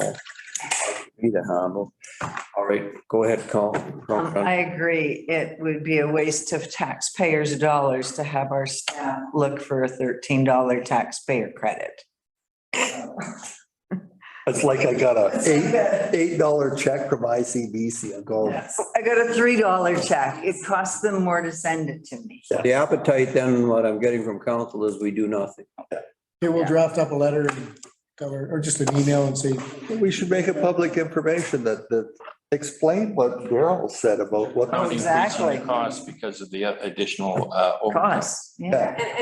And our water fund is desperately in need of money. Yes, exactly. That's a difference of $13. Okay. Deb, did you want to? My arm is sore. I'm just stretching. We have to. Okay, let's- I just wanted to say We have to quit at 9. You're right. I'm getting. Have an amendment or something, right? Do a resolution. We have to do a resolution? No, we're fine right now. We're We got down 10 with that, minutes. okay. Okay, fees and charges of amending bylaw number 1009/2021, third reading. Recommendation of fees and charges amending bylaw number 1009 be given Third reading. reading this day of August, 11th day of August. Okay, I need a mover on that. Move Counselor Evans, Counselor Aries. Okay, what do we need on this? Do we need any Yep, I'll updates? just Go quickly ahead, speak to quickly, this. yep. Yep, Jen had brought this forward previously and everybody was happy with it other than the fees for the short-term rental accommodation facility. So we've modified those. Our daily rate is $250 for the facility if you want to use it for the day, and our weekly rate is $1,750. So this way, if you do it for the month, it's over $7,000, which is more than what the Hockey Academy is paying, and then there's damage deposit. So we just increased those rates to be more reflective. Okay. Any comments or questions? Going to call a question. All those in favor? Carried. Thank you. All right. District of Sicamous zoning bylaw number 1000/2021. Recommendation that the District of Sicamous zoning bylaw number 1000/2021 be given first reading as presented this 11th day of August 2021. Moved by Councillor Malmus. Second by Councillor Aries. I don't, we have to have any, I think we talked about this at the planning committee and whatnot. Any comments on this at this stage? Councillor Malmus and Councillor McCabe. I would just like to suggest that all of us work to make sure that the community and developers are aware of this document and that they get a chance to look at it and make comment, because we can change some things in it before the second reading, but after the second reading, you're not going to amend too much more. So if you know anybody in the development game, make sure that they get a look at this. Yeah, by first reading, we've got it on the table, and if we can adjust it, go ahead, Councillor McCabe, you're up. Yeah, I read through it all about houseboats. Apparently you can't store them in your backyard. No, they define a houseboat as a vessel 25 feet or longer and a certain height. And they talk about storage, but not specific to houseboats. And they talk about moorage, but not specific to houseboats. And so I do have a variance permit still deferred, waiting for the new zoning bylaw. So I might have to excuse myself on this.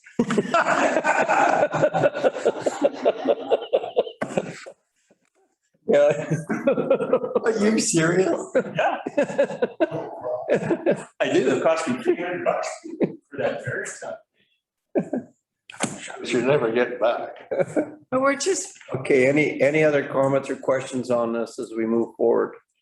I do agree with Councillor Walmus. We all need to take a serious look at this.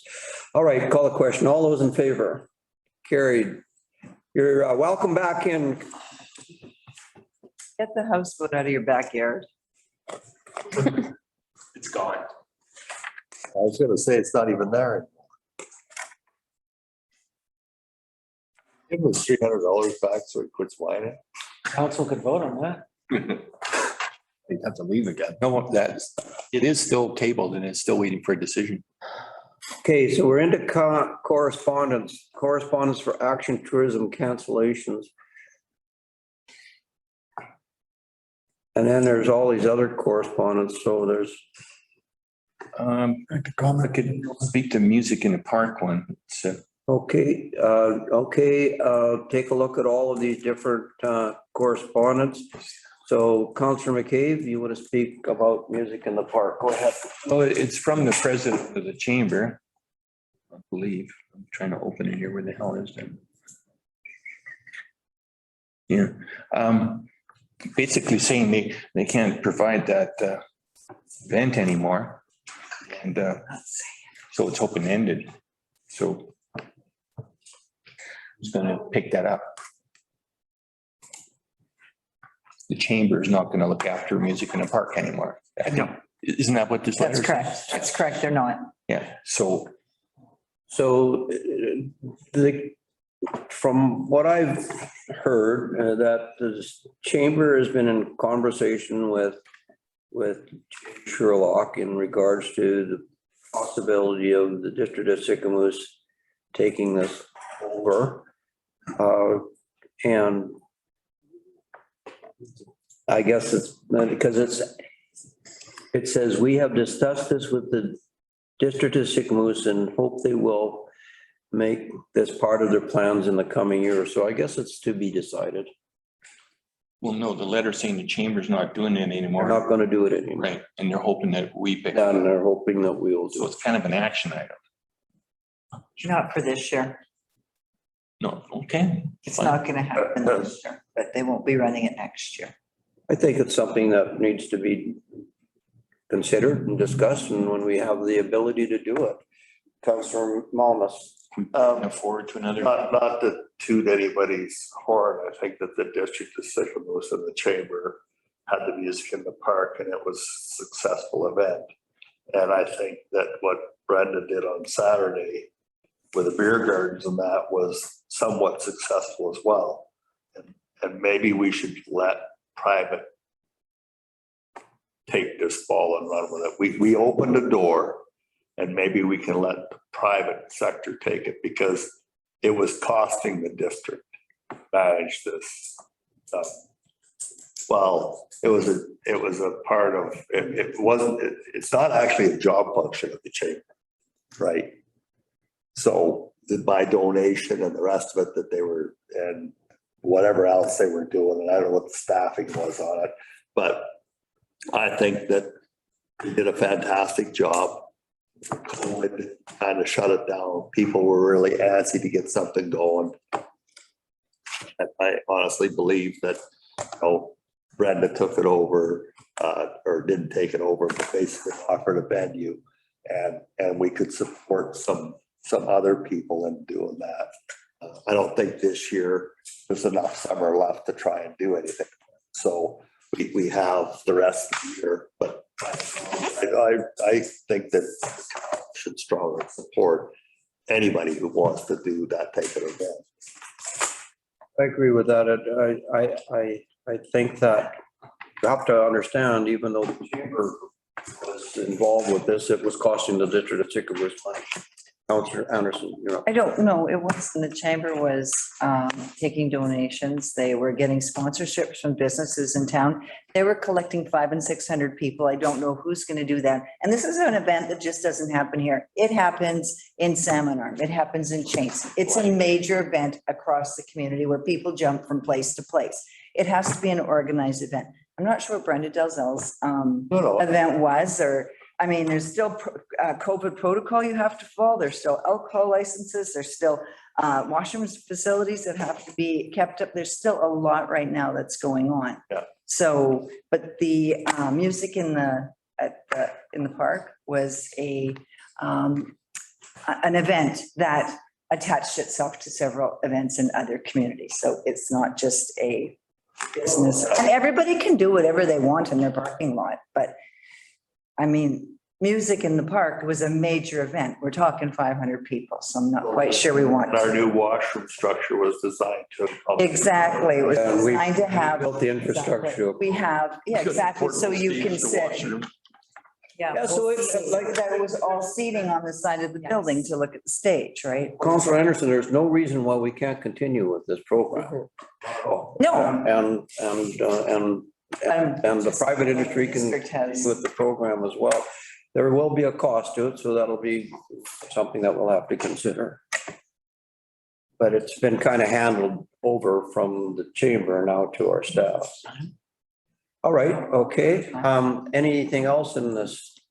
We overtime. No, I was just asking for overtime. Do we have to make? Going into overtime? We're going into overtime. We're done. We're done. There's one thing that I'd like the staff in order to respond to, and that is to the city of Revelstoke, support for outdoor recreation. Okay, and so they've written this letter, and I would like to have staff support the BC Snowmobile Federation for the same reasons. Gordon, would you like to comment? Yeah, we submitted the resolution. So there's just giving us a support letter for that resolution. Yeah. So just, we should probably email. That's how it went. Okay. Email Gary and thank him for the, Support. Support. Oh, they're supporting. It's a support. Show them support for the support. Thank you for the support. Thanks for the support. Support for support. Okay, support of City of Langley. It's not been a fun birthday. Alcohol free right to 9 o'clock. No kidding. I don't turn 29 every day, you know. There's one more letter here in regards to the City of Langley, in regards to the support for our ambulance services and so forth, and we were under the gun where we were going to lose our 724 coverage for 92nd. And I'd like to support this particular letter as well. And if you read the letter, then I think we should support the city of Langley and what they're trying to accomplish here with all their resolutions. There's a bunch of warehouses here. Therefore, be it resolved that the province of BC and BC Emergency Health Services immediately allocate funding to improve ambulance response. Basically it. So staff, can we just respond to that? Yep. Okay. And anything else that you would like to discuss? Okay. Are you kidding me? Motion to adjourn. Councillor Anderson, Councillor Aries, all in favor? We're out of here. At 9 o'clock. 4 after 9, Sarah. No, say 9 o'clock. You know what? Hey, it's your birthday. Thank you. I wasn't so sharp since I had correspondence. Colleen, you look. Thank you. But I'm only 29.